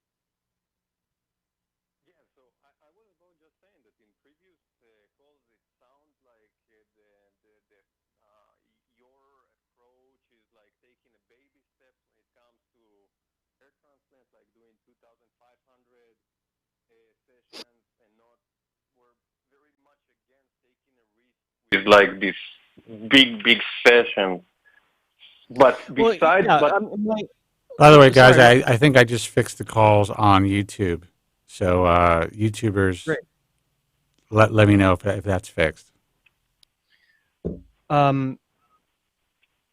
need to still coming through. There we go. Yeah, so I think that look, I like big sessions. I've been around them for many years, and when they work spectacularly. The problem with really big strip sessions is that if it doesn't grow, or if it doesn't grow to your satisfaction or to the clinic satisfaction, or if it's obvious that it should have been better, then you've essentially fucked yourself, because all of your donor hair has been taken in one shot, and you got a donor strip scar or a strip scar to show for it. So you're damned if you do, damned if you don't. But with FUE, I think there's a case for doing bigger sessions, only in that if the extraction is done in a homogeneous fashion, to where no single area of the donor is extracted more than another, to where it looks like it's been over harvested. And then if it doesn't grow to your satisfaction, then I think it's less of a trade-off. It's still a big risk, and it's emotionally devastating for anyone when that happens. But I think that the upside is that you're, again, all things being done properly, except for the growth not turning out, then you can still get by with having at least shorter haircuts, and you can move on, assuming that yeah, I mean, you don't have anything standing out in the donor area indicating that you've had a failed surgery. So it's a balance. But overall, I think that, if you can take smaller steps, then do. If you have to take a big step, if you feel like you have to get as many grafts as possible in one session, or just a big number, then just understand going in that there are no real guarantees that matter, and there is a chance, however small it might be in someone's hands, that it won't work out. That's the way I look at it. Okay. So just let me ask you this question, because I was trying to search for answers for it online, and I couldn't really get like a precise conclusion with that. Is about looking at Dr. Zarev and the way that he's doing the operation. It seems, first of all, that the harvesting part, there is like some kind of a suction with a tube that is connecting to the needle that actually pull the grafts. But then when he's doing the incisions and the actual putting the tunnels, it's doing it through DHI, and opposed to doing the incisions all before and then do like a classic FUE. Let me stop you right there. Okay, this is something I'm actually going to make a video on this. But what you let me stop both of you guys. First of all, I think we fixed the sound on YouTube. Secondly, callers on Instagram were not able to hear that question, the listeners. So, hold on. Yeah, so I'm going to let the caller ask the question again for Instagram, and then, Joe, you could answer. And, Joe, you're also getting an echo, apparently, through Instagram. Okay. Caller, ask the question. So the question is the differences between doing big sessions with DHI to classic FUE. When it seems like Dr. Zarev is doing mega big sessions that it seems very successful with DHI, and he's doing it very fast, and it looks like all the grafts are growing in the right angles, and maybe the trauma is less than in classic FUE. So trying to understand why the best doctors in the world are doing classic FUE and not moving to DHI. Joe, did you hear him? I did. I heard him. What's going on? Oh, switched to messing with my camera here. There we go. I'm trying to fix the echoing issue, but I can't turn off my microphone on my phone. It may be fixed. I'm getting some. And guys, I apologize. Please bear with us. This is the first live Instagram call-in program, and we kind of just did this on the fly because our audio for our callers were not working on our YouTube feed. And I said, you know what, fuck it. Let me give this a shot, see if we can make this work.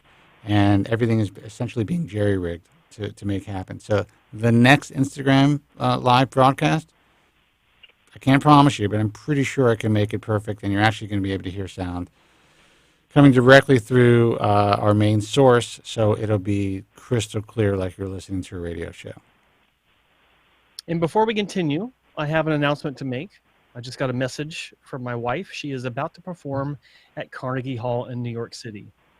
Mazel tov. So that's I'm sitting here with you crowd, talking about hair loss and drinking a beer. Just thought I'd share that. That's pretty cool. I'm going to go get some booze myself because I didn't eat today, and it's the best time to get a good buzz. It really is. Yeah. Okay, so hold on for 1 second. We want to test. Caller, just say something for a second, just to test. I want to test the sound on YouTube. Yeah, 1, 2, 3, test. Okay, thank you. Go ahead, Joe. All right. So to answer the caller's question, for the Instagram crowd, I do believe that going for smaller sessions over multiple procedures is more advantageous, only because and then having that basket crushed. But my views on this stem from my experience in the strip hair transplant world, where if you do have a really big surgery, like a 5,000 graft surgery, you've essentially taken most of your donor hair in one shot, and if it doesn't grow, then you're left with a big, long. It doesn't, it can still be a thin donor scar, but a very long donor scar that will prevent you from shaving your head and moving on. But with FUE, and this is a very conditional situation, but with FUE, I think that you can maybe go bigger, but only if the donor extraction is completely evened out throughout the entire donor area. But even then, while you're not coming away with a strip scar, if it fails and you decide you just want to do buzz cuts or shave your head moving on, there's so many other parameters with that still make, in my view, big sessions risky. I mean, every surgery is risky, but with smaller surgeries, you at least have more opportunities to maybe right the wrong if you feel like you want to, or you can still move on and just kind of chalk it up to a learning lesson and not do it again. You got options, but if you do big surgeries and they fail, your options are really limited to almost nothing or nothing at all. So Joe, I wasn't sure if you got the sound right of the question that I asked. I asked actually between in the FUE world there is the DHI and there is the classic FUE. Yeah. Okay, and that's what I wanted to address after. So I was stopping you because, sorry, our live feed just stopped. Spencer, are you there? I'm here. Our live on Instagram, it just stopped. I'm not seeing it. It just stopped on my phone and says, "Thanks for watching. Start your own live video." Not sure what's it. Okay, there we go. That's weird. Now I'm back. Okay, anyway. So I kind of think it's better with just me anyway, but I'm just saying. So there is so DHI method versus FUE. I'm going to do a video on this because and by the way, Joe, I don't see you on the feed right now. I just see myself. Yeah, I had to send you another request. Let's see. Yeah, I don't know why it kicked me off.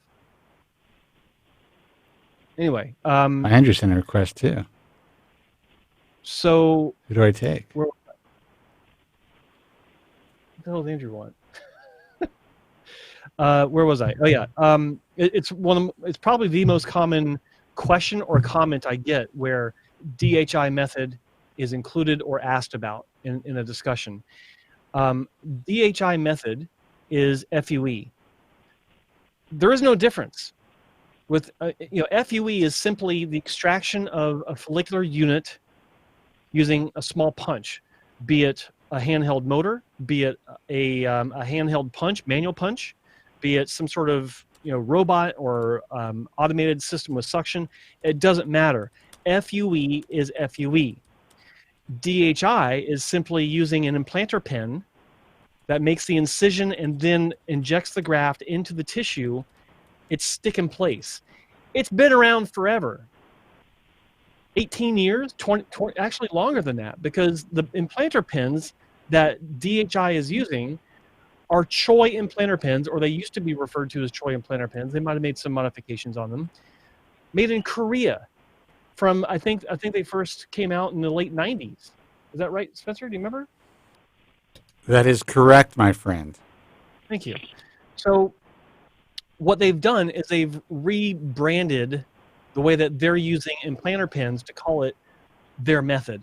It's not a method. It's just, I mean, there's so many clinics doing. Hell, my own surgery that I just had a month ago was done with implanter pens, but instead of using the stick in place, it was with pre-made incisions, and then dull implanter pins that aren't sharp. They're dull were used to insert the graft. So there is no DHI method as far as FUE. It's just using implanter pens. I hope that makes sense. Okay, that totally makes sense. And just without getting to the semantic of that, how can we explain that Dr. Zarev is doing like 14,000 grafts using this implanter pen, while the other big doctors, the big names, are just doing it, making the incisions before and doing the classic way to implant the graft. Because this guy's a hustler, man. This guy works. Hold on, my live video feed ended. I guess it automatically ends. Yeah, I think there's a time limit. So it says to share. How do you share this? Share your video. Be the next 24 hours, so more people can watch it. Okay. Let me try to go live again. This is an amazing episode, people. This is such a. It's the first time. This is the first time, guys. We are live. We are live on Instagram. They give you a very limited amount of time that you can do this on. So now I know I'm going to have to cut this up into short 10-minute type of segments or something like that, or just kind of go on live, intermittently. But guys, thank you for joining us on Instagram Live. We are trying to do. We're actually on the air doing the Ball of Truth. Joe Tillman will be joining me in a second. Jeez, I just closed my fucking shirt. And and caller, let me just explain exactly why these guys are doing what they do. And caller, since we went off the air for a second, ask your question again. Okay, I will try to make sense of the question as well. Yeah. Okay. So there is clinics that actually promote the implanter pen, the DHI, as something that gives them the option to make much smoother hair transplant with less invasive surgery, with better angling, controlling the depth of the incision better. And that's how they say this is why it's better. And the results looks pretty good with some of those clinics that use this method. Now, on the other hand, you look at the biggest name in the industry, they're not really using that, and they're not saying that's how we do the FUE procedure. We just, do the incisions, and we give our technicians to fill them with the grafts. And then, looking again, going back to these videos that I saw with Dr. Zarev, is doing 14,000 grafts with those implanter pens. So how do you guys explain that the whole industry is not moving to this direction if it's better, or maybe it's not better? It's not the point of it being better. It's the point of, this is the practice of medicine. You have to understand that. And, anything in medicine has been, it ebbs and flows, and things kind of take time. Dr. Zarev is a very young guy, a young, hungry physician from Bulgaria who spends his entire day performing surgery. A lot of the masters or the older guys who've been around doing FUE for a long time, A, they're not in shape. B, they don't need to change the infrastructure of their practice to make this happen. They do not want to do this. And it doesn't mean that it's better or worse. In his hands, it may work.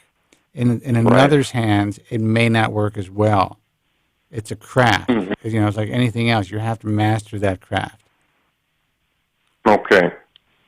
Yeah, that sounds pretty honest and makes sense. Are you asking why others aren't doing this because of the numbers that he's getting, or because of the No, not.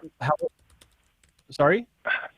Yeah, so, the numbers that he's getting when looking at the procedure itself that was on YouTube, it looks like he's worked like a machine. It's like a printer. It's like using those pens, and, the technician put the graft in the pen, and he's doing the actual incision. But, so he's getting a lot of, it seems like he's getting tons of grafts with it, but it's also been promoted like a better technique in general, because it causes less, you don't have the holes in your head waiting while you're having lunch with the team, and the team is having lunch, and then later on the technician is coming and filling those holes. There's nothing wrong with that. There's no, that's the way all of my surgeries were done. And in fact, Dr. Bernstein started making incisions the day before surgery.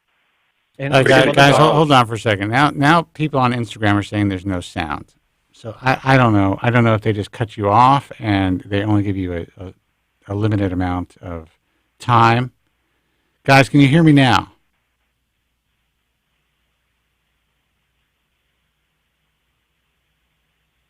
That's very funny.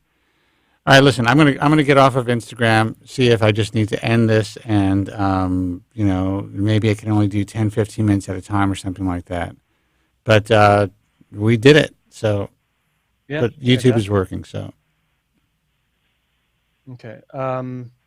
I lost my train of thought. Oh yeah. So there's also the school of thought, as discussed by Dr. Bernstein, where if you make the incisions the day before, then all of the growth factors and healing factors that comes along with wound healing is more concentrated, and it's more active because it's already been working on healing for the past like 12 hours.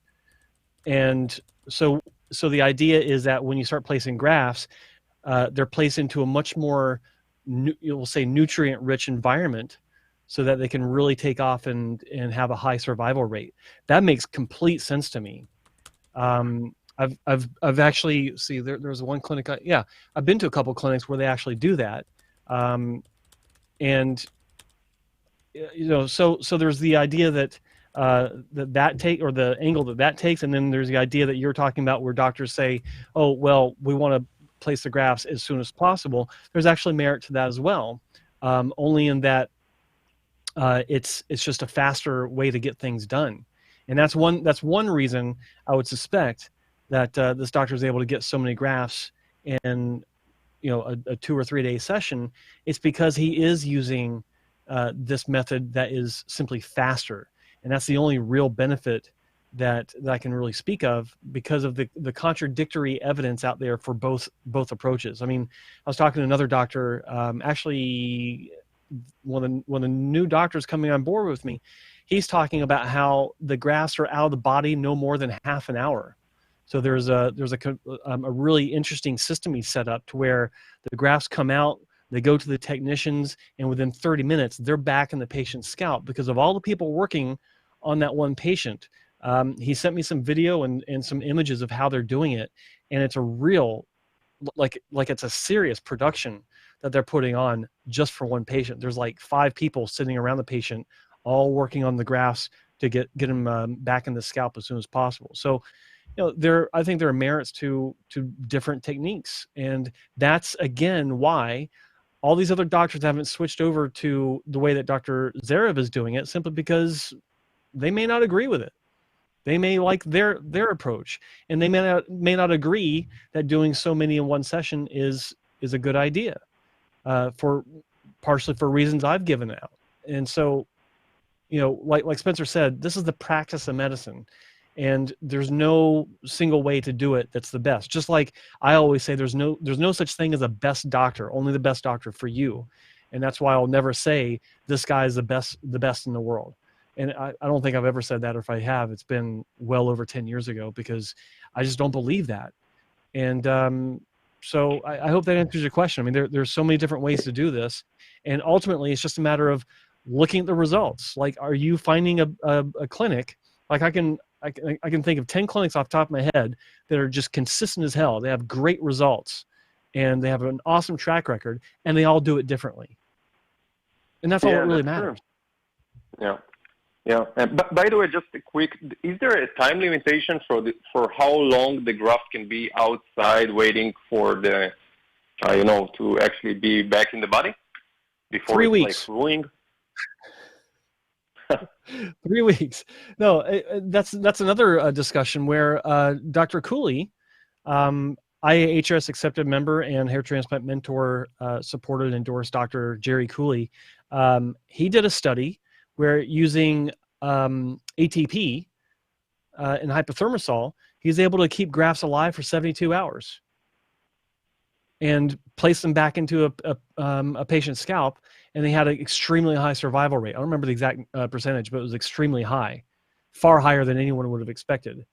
And so there's that. But usually, a few hours is more than enough time to for patients for guys to be put back in. They can be out of the body for several hours. It depends on the holding solution. It depends on the temperature. The standard is saline at 4 degrees Celsius, but a lot of clinics have switched over to ATP and or hypothermosol holding solutions because it helps to it helps with the energy transfer of cells for them to survive.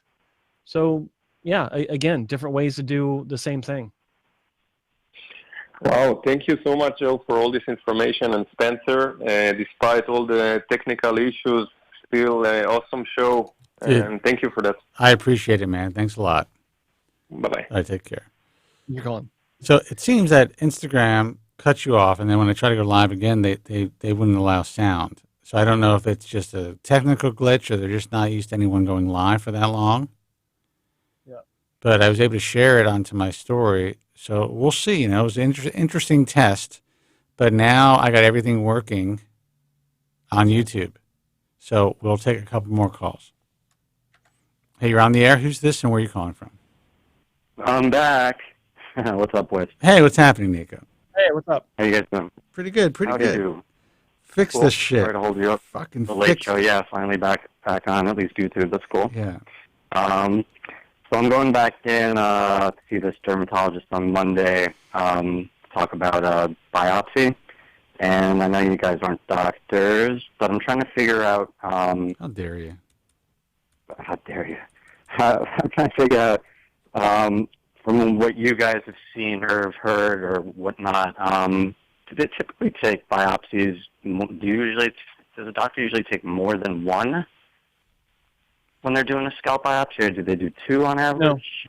No. They'll take one big one. They would take a one, possibly a 4 millimeter one, and Right. they actually, they sliver that up. But yeah. Mm-hmm. And I know obviously they're going to take it from an area that looks the most affected, but I'm trying to figure out for coverage sake, and this shit's, it's like a scalp-wide problem, so I'm just trying to figure out where to, I mean, he's a doctor, and I guess he wouldn't know where to take it, but just trying to find the best place to get it taken from for coverage sake, and I don't know. Where you're trying to figure out the best place on your scalp to get a biopsy taken from? Yeah, because it's a full scalp issue. You know what I mean? Yeah. So I just don't know the best place to have, so I don't make a patchier area worse. I know you guys don't see my hair, but I don't know. Trying to figure this out, and I've held off for over that 6-month period and thin and trying to find, see if there's time for regrowth. Well, here's the thing. There are dermatologists in this world who will cut anything off without any fucking care. I have one myself. Cut the shit off my leg. Oh, Dr. Bowman's calling.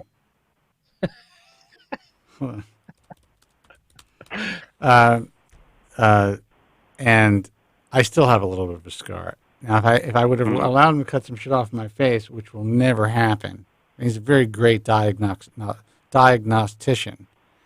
I'd have scars on my face. I have little old man shit happening, like sun things, and solar keratosis and stuff like that. And I pride myself on having perfect skin, by the way.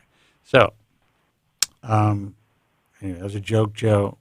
Yeah. No one laughed at that. Like a dead balloon, like a lead balloon. I'm not going to challenge your claim of having perfect skin. No claim. That's what I'm told. Anyway, hey, so it's on the record. Yeah. So I would assume a hair transplant surgeon who is an aesthetic surgeon, who's a cosmetic surgeon, would be able to find an area that's going to be less, cause you any less visible or annoying scarring. However, you can't count on anybody. So you got to take a look at your scalp and see where the best area would be. Now, some will say we need to take from a specific area because this seems to be the area that's having the most problems. And that specific area could be an area where you're going to, it's going to be more noticeable. Depending on how the biopsy is taken, sometimes they will close it with a suture, which can leave a very tiny linear, like almost invisible linear scar.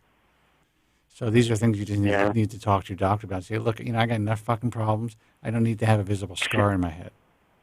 Yeah. Well, it's not the surgeon who, just as a reminder, it's not the surgeon who did my transplant. He referred me to a derm who's like this guy, top guy that I told you about, Philip Bruder. Top dermatologist. Sorry. Top doc. These are all top guys. These are all everyone's the top of their field. I know. He's through Schweiger though, who you've heard of. Yeah. So I mean, he's apparently good and he's got a lot of reviews, and I know that means shit, but he's known at least in the city. I know you know a lot of people, but he's done through Schweiger. He's strictly a hair guy. I don't know. But I gotta figure this out because all the loss that I have is just scalp-wide and it's fucked. And trying to figure out if it's more than a long-ass telogen effluvium or if it's a bigger issue. So are you going to see Bob Bernstein? You said, am I seeing him or should I see him? No, it's not. Okay. His name's Philip Bruder, who's also Schweiger. Philip Bruder, okay. Philip effing Bruder. I'm just kidding. I don't know much about Phil. Big Phil. Yeah. Yeah. I mean, I would talk to him about your concerns. That's communication is key. You've learned that. Yeah. And I mean, I wish I can give you more advice. Nico, I would add that whoever you go to for a biopsy, if you decide to go through with it, ask them if they're going to close it up or let it heal through secondary. What's it called? Secondary. Spencer, help me out. Secondary intention. Secondary tension. Secondary. Now you fucked me up. Secondary closure. Secondary. Just ask him if you're going to be closing it up or allow it to heal without closing it. Because that is a thing. Like they will do that. They just stick a piece of gauze on it and say use this ointment. And based on the size of these biopsies, I don't recommend that. You don't recommend closing or? No. It needs to be closed. And I say this because I know one guy I know that had a biopsy in the past couple of years. He regrets going through with a biopsy because the biopsy itself has left a gap in his donor area, which is where the biopsy was taken from. So because it wasn't closed. So if that would be of a concern for you, ask about that. Okay. Yeah. All right. Will do. I don't have a lot of experience with biopsy, but this was surprising to me to find out. It's actually pretty common practice not to close it. So find out. Okay. Ask the question. Sucks. Just a scalp-wide issue, and I didn't know if you guys don't always talk a ton about. I know you talk about the positive benefits of thin, but it came across as like a definite reflex type of action, and I know I'd be one of a million or one of the few, a bunch who are on the forums, but it's possible. Listen, it's possible, man. Yeah. So if that's, if you're one of the anomalies, I mean, it may be less of an anomaly than people make it out to be, but you don't really hear a lot about it, except like you said on the forums. Right. People don't hear a lot about it in their practices. The physicians who contact me and who I've spoken to don't speak a lot about it or hear a lot about it, or maybe understand it. Right. But it's possible. Yeah. So. No, I felt like I've been holding off long enough, and I'm just trying to figure out what the fuck's going on. So, all right. Well, I'll talk to the guy first anyway before I do something. So I'll let you guys know. All right, man. Good luck. Good luck. Brother. Thank you. Cheer up, Nico. Sure. Have a drink. Thanks, buddy. All right, take care. Bye. Take one last call. This has been some hell of a day. It has been, for sure. Let's see who this is. Hey, you're on the air. Who's this and where are you calling from? Hi, this is Tim from Germany. Hi, Spencer. Hi, Joe. Hey, what's happening, man? Hey, Oh, I was just chilling in my bed, squeezing my propecia tits, and I saw you on Instagram without any sound. Well, we got sound, and then they cut us off, and then I tried to go back on, and they didn't give us any sound. Ah, okay, but if it weren't for the no sound experience, I wouldn't have you seen online. Well, you know what? I think it's awesome, and we're going to be using. I'm definitely going to be using Instagram independently a lot, and we're going to see if we obviously just learned that we can't simulcast because it doesn't take the entire show. But there are times when Joe and I will be able to do some simulcasting. But the future is now. You're coming to it eventually. Dude, I'm figuring it out, man. At the age of 54. We're getting there. I'm sorry. Did I troll you out? Did I what? Did I troll you out with my comments? No, I don't know what throw you out means, but it doesn't sound good. And no. Oh, troll. No, he didn't troll me out. He did not troll me out. Dude, your comments are always welcome, man. All right.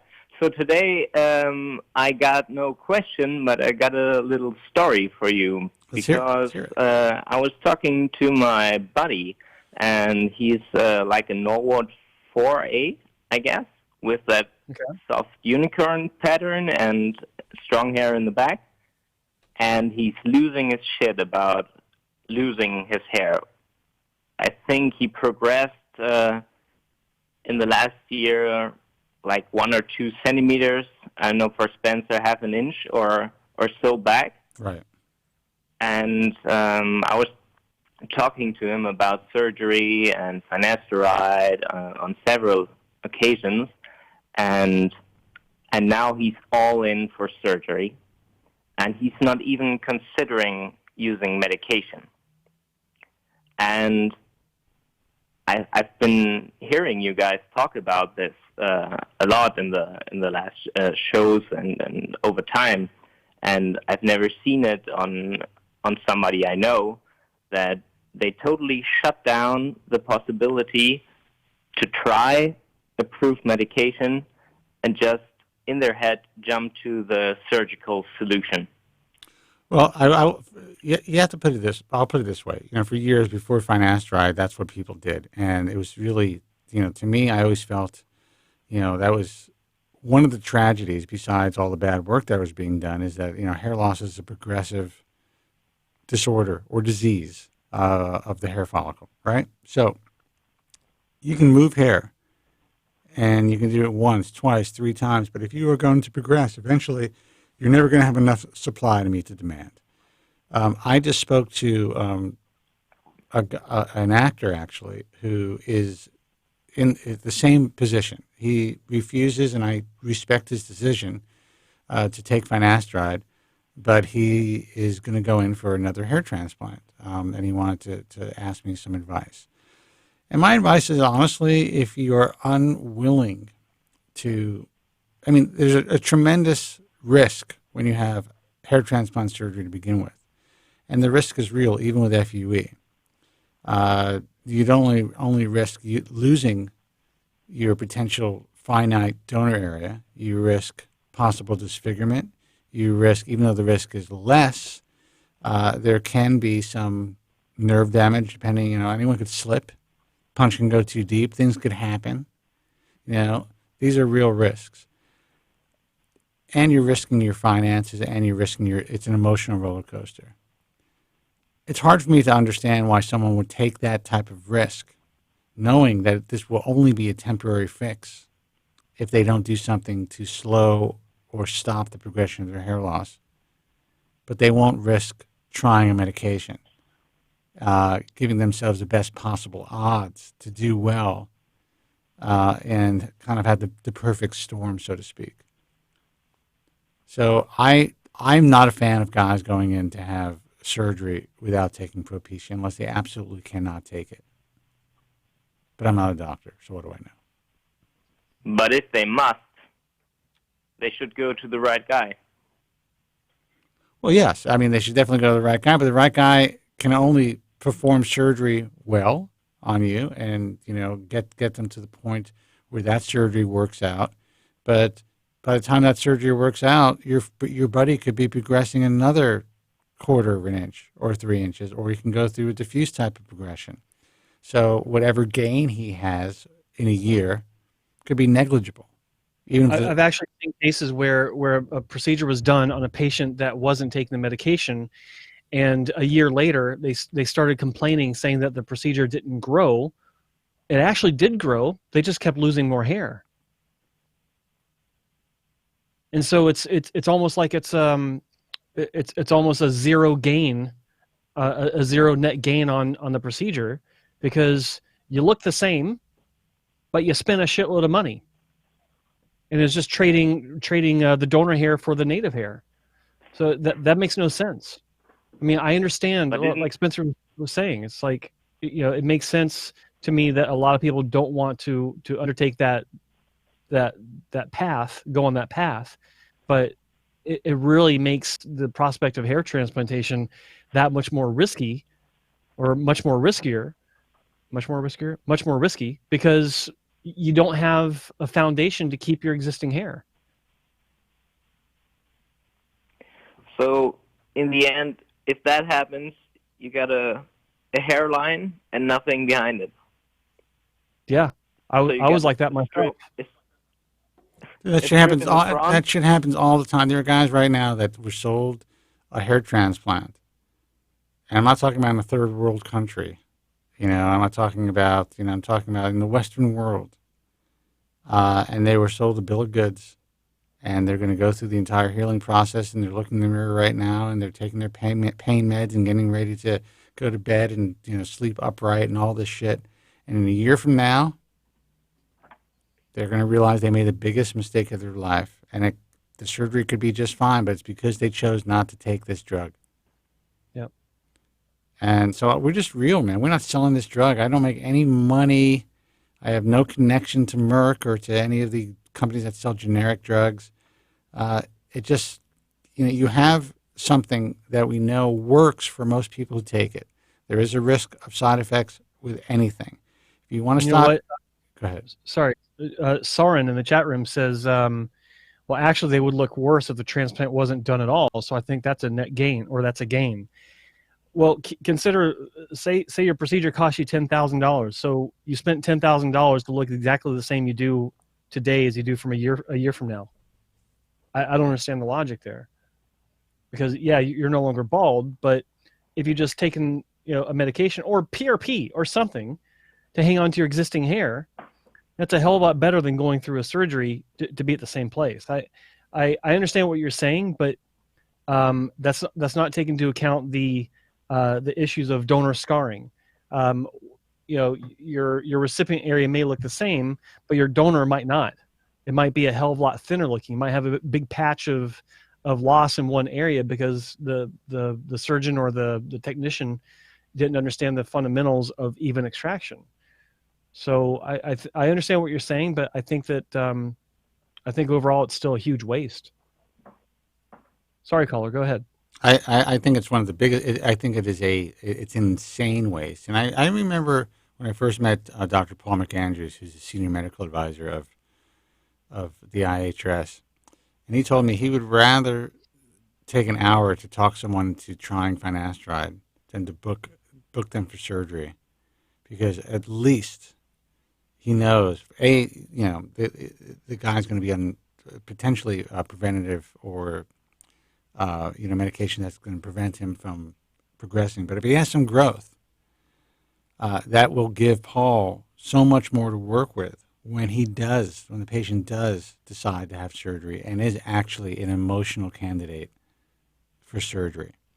I've known guys who have lost significant amounts of hair, got on the medication, grew back a significant amount of hair, and never thought about surgery again.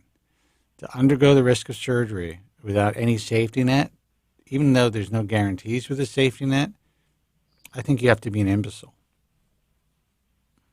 So the pity is also my body with like Norwood 4A scale hair loss pattern. When I see his like silhouette in the sun, you can see all the miniaturized hair still on his front, on his back. Like he's the hairs are going now. They're and I think it's stoppable. You should try it. Take it half a year, take it 1 year, see if there are any side effects. If he has hair that you can see miniaturizing, there's a good chance that will. If he's one of the 86% clinically in clinical trials where it works, a lot of that hair that will reverse, and it'll be life changing. But again, Yeah, I'm not here to push drugs, and some people will have adverse side effects, and like I told this actor that I was speaking with, and he's a smart guy, reasonable guy, and he totally understood what I was saying, and he accepted it. But he's very anti-medication. I understand that. I think he's anti-medication in general. I completely understand that, but we're talking about an issue that mankind has not really been able to figure out. We've only been able to figure out certain aspects, and most of those aspects are kind of temporary. Like we can hold on to our hair for longer. We can use a combination of treatments to treat our hair loss, but there's no cure for hair loss. And surgery is absolutely never a cure for hair loss. So people have to kind of think in that vein as opposed to everything else in life that could be more black and white. Yeah, it's a real psychological shithole. He's like one of my closest friends, and he's seen me progress, and he's seen me experiment with Rogaine, and he was in on the whole journey of my rugs, because I'm wearing rugs for 2 years now, and I've been talking about hair all the time, all those years. And now his progression is so far, and he's so far gone, that there's no option, no rock. He would never wear a rock, although he says or thinks that my rock is looking good. First of all, I would suggest if you want your friends to start wearing hair, don't call it a rug. I'm just calling it a rock because I thought people on your end would understand it. Actually, there's not such a word for a toupee or a hairpiece in German that is common funny. Yeah. There's a little association with a little dog, which is called Fifi, but it's not widely known. That's interesting. It's like you got a little dachshund on your head or something. That's called a Fifi. That's terrible. But you're a young guy who wears hair, and you talk about the emotional aspects of it, but you look good, you feel good, you're able to go into the world, and the world sees you the way in which you want to be seen, and that gives you a certain comfort level. I feel bad for young guys who, and the stigma of wearing hair is just, God, I wish that could end. Women can get silicone orbs actually inserted into their bodies, and that's totally acceptable. There's no stigma. That's great. They can have their lips injected to the point where they look freakish. That's fine. But if a man wants to replace something with a prosthesis that could actually look 100% natural today, a lot of people are walking around, you never know they're wearing hair. It's still stigmatized. I would love for that to go away. It's like my experience with hair pieces is, of course, it was very expensive, and the service was not that good, and I'm still thinking about continuing or not, because I'm taking Propecia now, but I think the effects are not that great so far, but I'm only 6 months in. But I feel more and more comfortable with wearing these hair pieces and being open about it. And I even started my own YouTube channel now, and I just wear it like there's nothing there. Dude, that's great, man. You should. You guys and the listeners, you could check it out. My Instagram, or so you could look at it if somebody is. Yeah. How does it look on someone? you can check me out, and there's some pics where I think it doesn't look very good, and some pictures where I like it very much, but I don't give a shit. What's your Instagram? Mustache. Oh, so and you follow me? Yeah, I follow you. Of course I do. Well, you're one of less than 1,000 people. How pathetic is that, dude? We got to get this moving. Yeah, you do. You know, it's not for lack of trying, man. I came out of the box late, and I'm coming out slow, but I'm starting to put some content out there that I think people are enjoying. Did you know that there's a business option for Instagram where you can buy like a reach for postings? How does that work?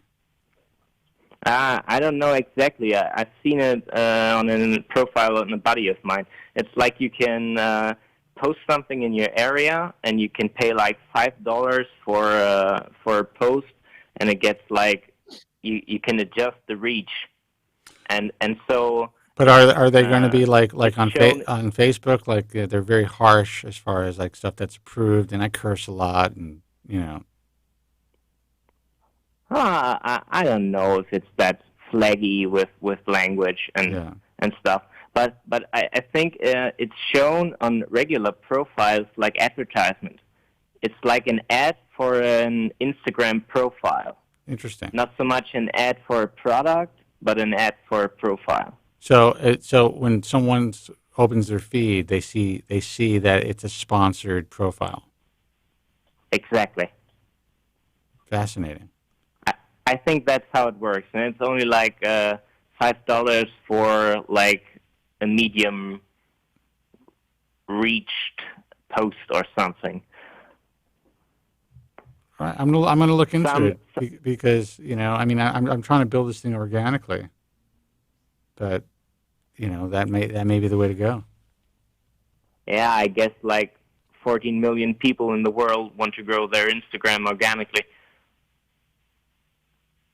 You know? Yeah. Well, I think you sometimes you need to push it a little bit. No, I agree. And hopefully, and guys who are listening to the broadcast, I mean, you can like our shit. I mean, the guys stayed in the chat room, in Joe's chat room, and they didn't even take the time. Some of them took the time to go over Instagram, but most of them did not. And they couldn't even hear the callers because my system was fucked up earlier. That's why we went on Instagram. So if we can't even get our own followers to come onto my Instagram page, that frustrates me. Losers. All right, dude, listen, man, we're going to let you go. Okay. All right. Have a good night. Thanks so much for the call. Take care. Bye. Call from Germany, call from the UK, call from where else did we get today?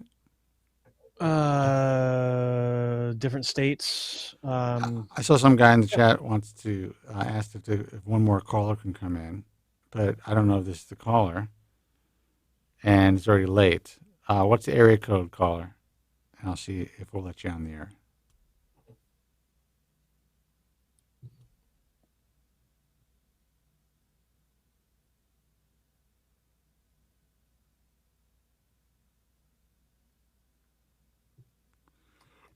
No answer?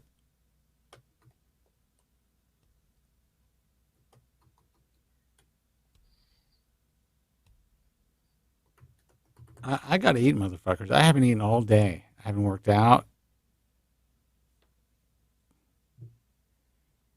Okay, he's on it. If he's listening to us, he's not. He just hung up. Yeah. Okay. All right, guys. Well, listen. Thank you so much, guys. Please go to Spencer Kobren. Follow me on Instagram. There's going to be a lot of cool stuff, and hopefully they'll allow me to do more live stuff. I mean, for some reason, when I tried to go live the second time, my sound wasn't going through the phone, and that's odd because it should. Yeah, I got a number with no caller ID 000000000. That's not getting through, dude. That would have been probably Europe. And apparently it was a caller, according to Sarin, it was Pit W, who wanted to talk about his recent procedure with Dr. Ballback. All right. We'll take one call. Before we take the call, Joe, give out the websites. Hairlossexperiences.com, UK-based forum where clinics are sharing their experience, their patients, and patients are sharing their experiences. The owner, moderator of that forum is a repair patient himself, and he works very hard behind the scenes to help other repair patients find the solutions for them. And he's also a big supporter of our message and graciously allows us to stream through his web property that is hairlossexperiences.com. Next up, we got bellycapelli.forumfree.it. Same thing, but in Italy. Repair patient, great experience, helps people behind the scenes, clinics sharing their results and patients sharing their experiences. Big supporter of what we do and allows us to stream through their web property as well. That's bellycapelli.forumfree.it. Check them out. And finally, we got international-hairlossforums.com. It is the French hair loss and hair restoration forum, clinics sharing results, patients sharing experiences. Check them out as well, international-hairlossforum.com. All right, now all the lights are lit. Great. I'm tired. And the guy hung up from 000, so let's see. I don't know what to take.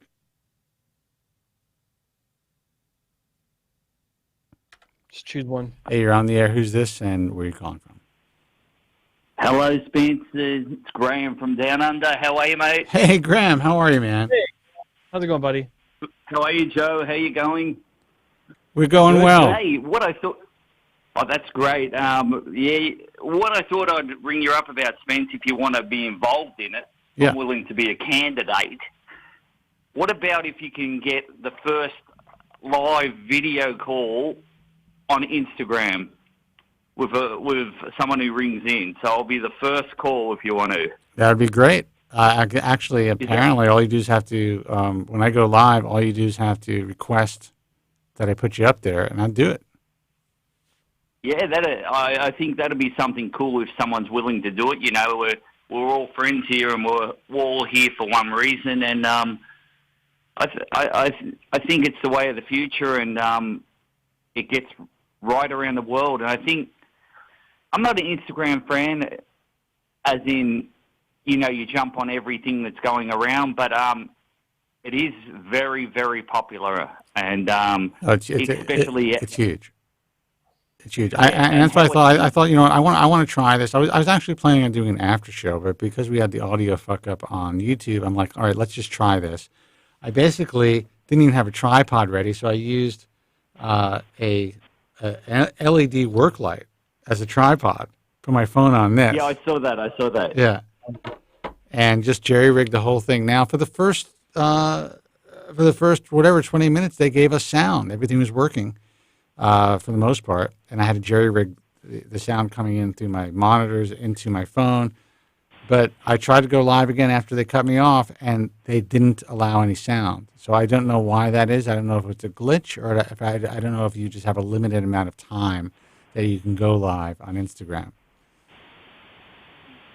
Yeah, I'm not sure. I'm in the same boat as what you're saying there, and I think you are the technical guys that have got to look into that side of thing and see if you can extend the show for an hour and a half or something like that, if you can. Well, I have to be honest with you. I'm fine if I can just do 15 minutes, take a couple of calls, and then say, see you tomorrow, and do something like that, you know, every day, where it just kind of extends the Bald Truth to another platform, promote what we're doing on the Bald Truth, and, you know, just get people more interested. And just start getting that vibe done. Because, look, like I said, it is a first. No one's ever been able to accomplish it before. I know there are people who do a lot of live stuff. I know that there are guys who have recorded themselves speaking to people through speakerphones and stuff like that, but no one's been able to do a live call-in show. I should send out a press release or something, because it should get some press. Yeah. Yeah, I think it'll be huge, you know, if you can do something like that, because I think it'll be one of the first, because there's not many people that are actually willing to do that. You can do it privately, but to do it on a wider scale, and you've got the power with the show to do it, I I think it'll be all right if someone flashes their dick, and then it'll be the end of it. But or it might be the beginning of it. You never know. Yeah, but my dick's too small, so I'm not going to get it out. So, Dude, it'll look a lot. It'll look a lot more robust on camera. Remember, the camera adds 10 pounds. Yeah. But I think you can have the 20-second delay to cut those people off. But I think it'll take everything to a new level, and you guys will be the pioneers in doing it. So, yeah, I think it's the way to go for sure. But definitely don't stop your YouTube channel because. Oh no, we're just starting it. That's just started, man. Listen. The show is going to be every Tuesday and Friday on YouTube. I had planned to do something personally on Instagram to promote everything that we're doing, and on my Instagram page. At times when I do it, I'm going to bring Joe in. Times when I do it, I may bring Andrew Zarian in. And at times when I do it, I may have live guys like yourself who are willing to put their face out there to talk about their struggles.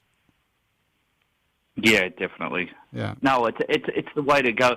And I'll enlighten some of the callers, and I've told you on the side, and Joe, I am going to get a consultation about an FUE in the next couple of weeks. And hearing what you're saying, and a lot of it hits home, like don't go and do it. You know, you're responding well to medication, and there's that psychological side, I think, that says to me, you know, geez, I'd love all my hair back, but I know it's not possible. You know what I mean? I think that's the hardest hurdle to get over for everyone, I think, including myself.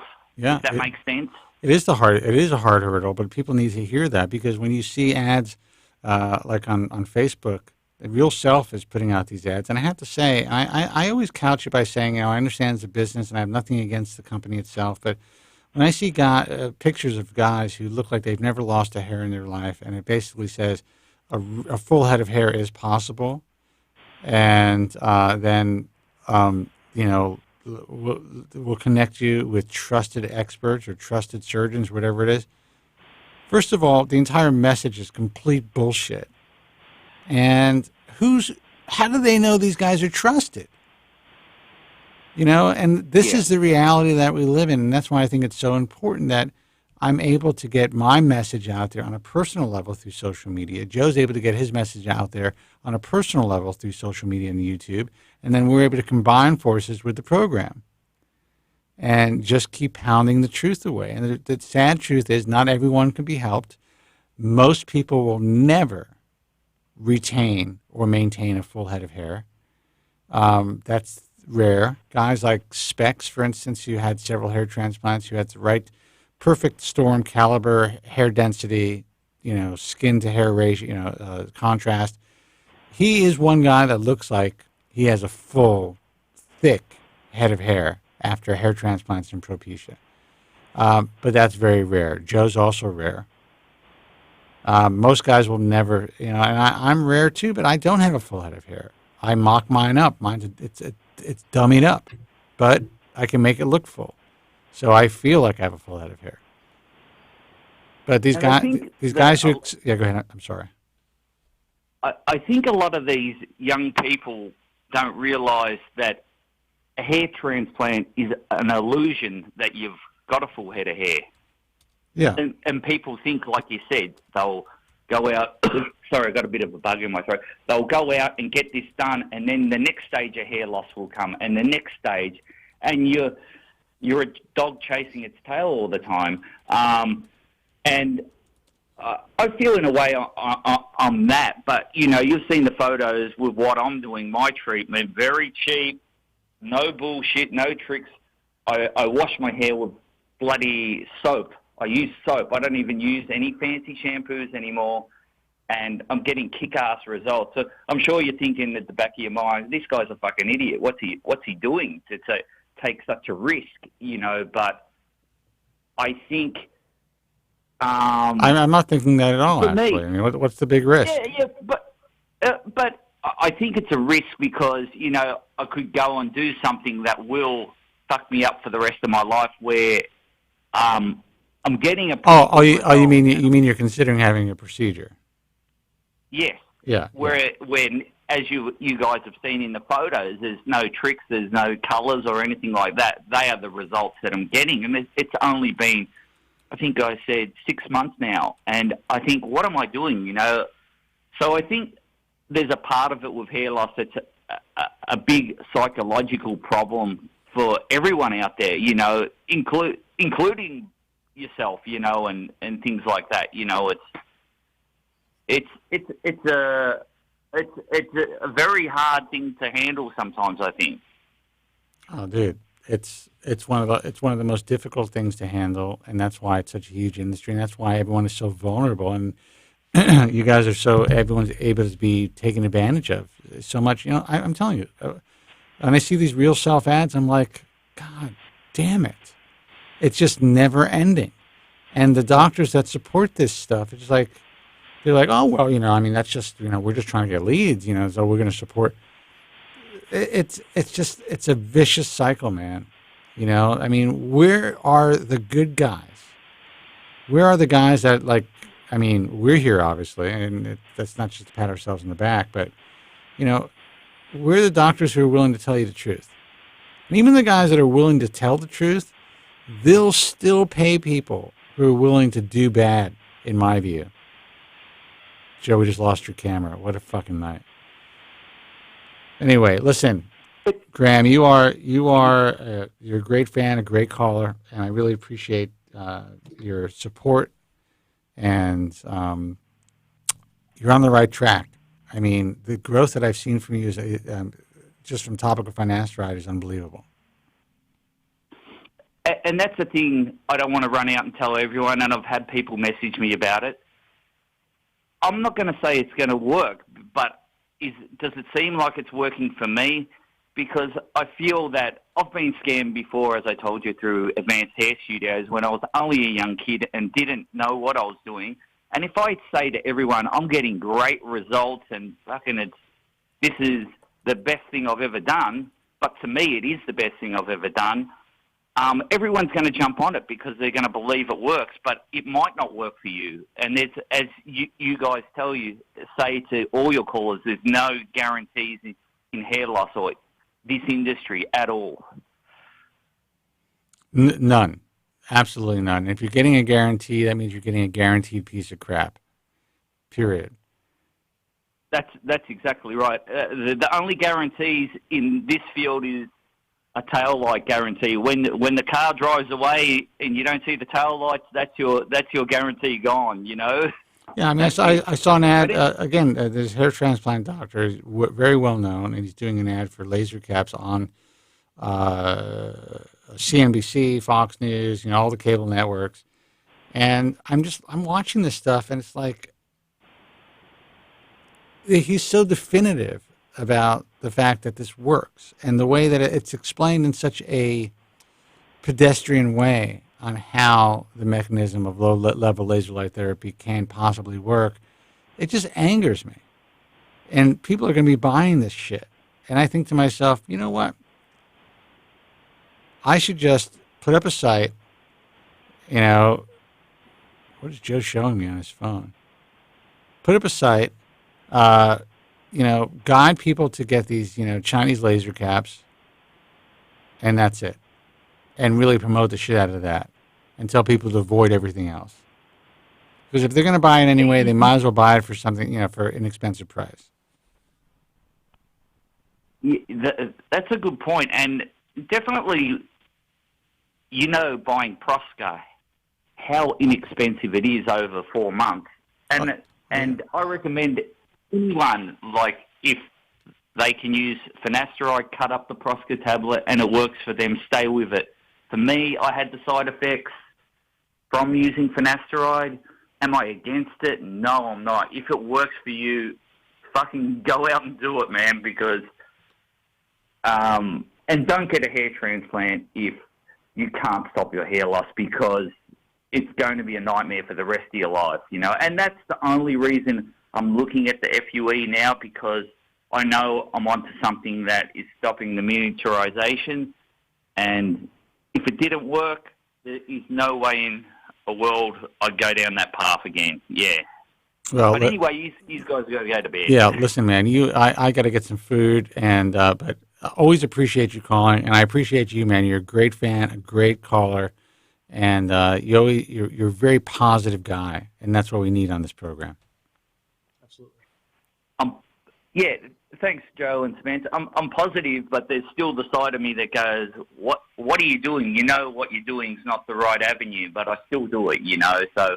Yeah, but I mean, you're positive. Anyway. You're positive as far as helping to get the right message out there and pushing the message of, look, you want hair too. This has made you unhappy. You've lived your life. You've been successful and all that stuff. You have a successful life, but even with all of that, you still are bothered by your hair loss, and you're still willing to take some risk in trying to, get some semblance of a full-looking head of hair. And I think that speaks a lot. We're not talking about a guy like, I always use Joe from Staten Island, on that end of the spectrum. You have had success in your life, probably, do you have a family? I've got a missus. I've Yeah. been successful with, mate, both of my partners, like long-time partners I had, have been through when my head was totally shaved. So what does that tell you? Right. So you've had relationships. You've had like you said, partners. You've done well in your career. You are a normal guy, but you still are bothered by your hair loss. That's kind of like, we want people to see that you can survive it. There is life after hair loss, but all of us still yearn to have some hair, and there's nothing wrong with that. It's not all or nothing all the time. It's not just fucking black and white. You don't have to just be stoic and say, who cares? It's just hair. That's not the only way to be successful. You can live your life and be successful, but still say, you know what, I wouldn't mind having hair in my head. There's nothing wrong with that. Right. All right, Graham, listen, thank you so much, man. You're welcome. Have All a good night over there, and I'll get back to you and let you know how everything goes. And like I said, I won't do anything for probably another 10 calls before you guys. So yeah, do not do anything. Just wait. Yeah. Because I know when I get back, you guys are going to hit me with all the questions, so I'm ready for it. All right, Graham, listen, we'll talk soon. All right, guys, All right. have a good night. Take care. You too. Bye-bye. Bye-bye. All right, we're calling it a night. I'm calling the show. It's been 3 hours.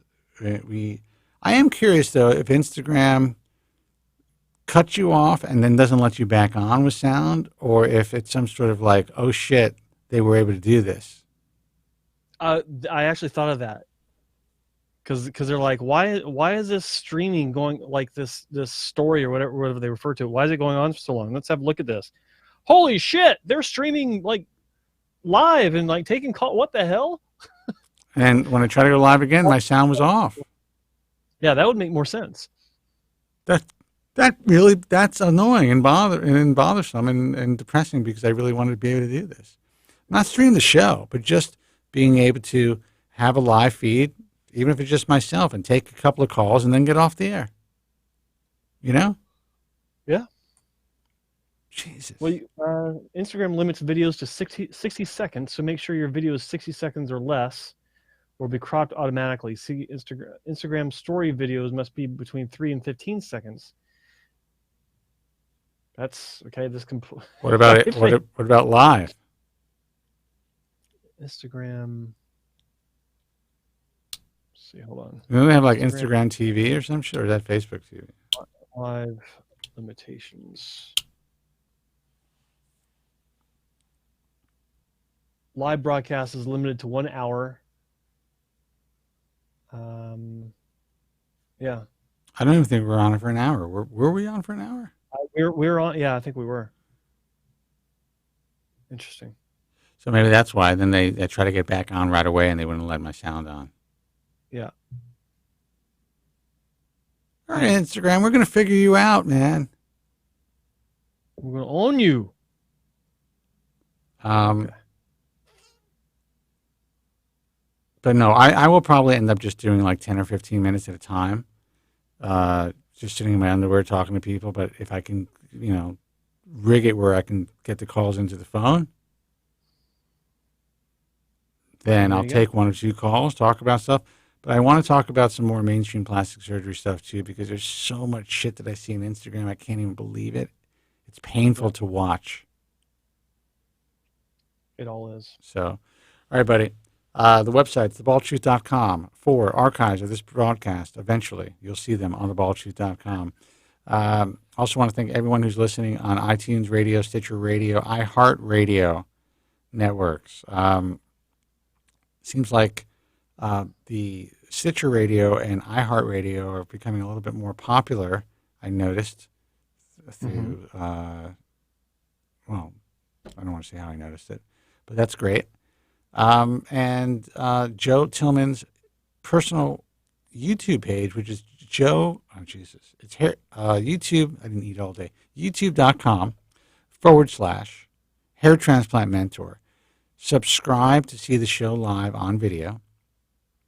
That's what we do here. Usually everything's working most of the time. Today, things didn't work. I fixed it. Thank God Fred contacted me. Well, Fred told me what to do. I was completely lost. I was just like in a panic. You dealt with it well, though. You hid that well. You didn't look like you're panicking. Yeah, I don't really panic. I have to be honest with you. You know what I panic about? People touching me. Yes, I do. You know? Should we talk about that? Yeah. You know, getting an STD off a fork, you know, shit like that. Which can't happen, by the way. That we know of. Yeah, that we know of. Oh, snap. Oh, shit. Okay, so it's youtube.com/hair transplant mentor. And subscribe to the page.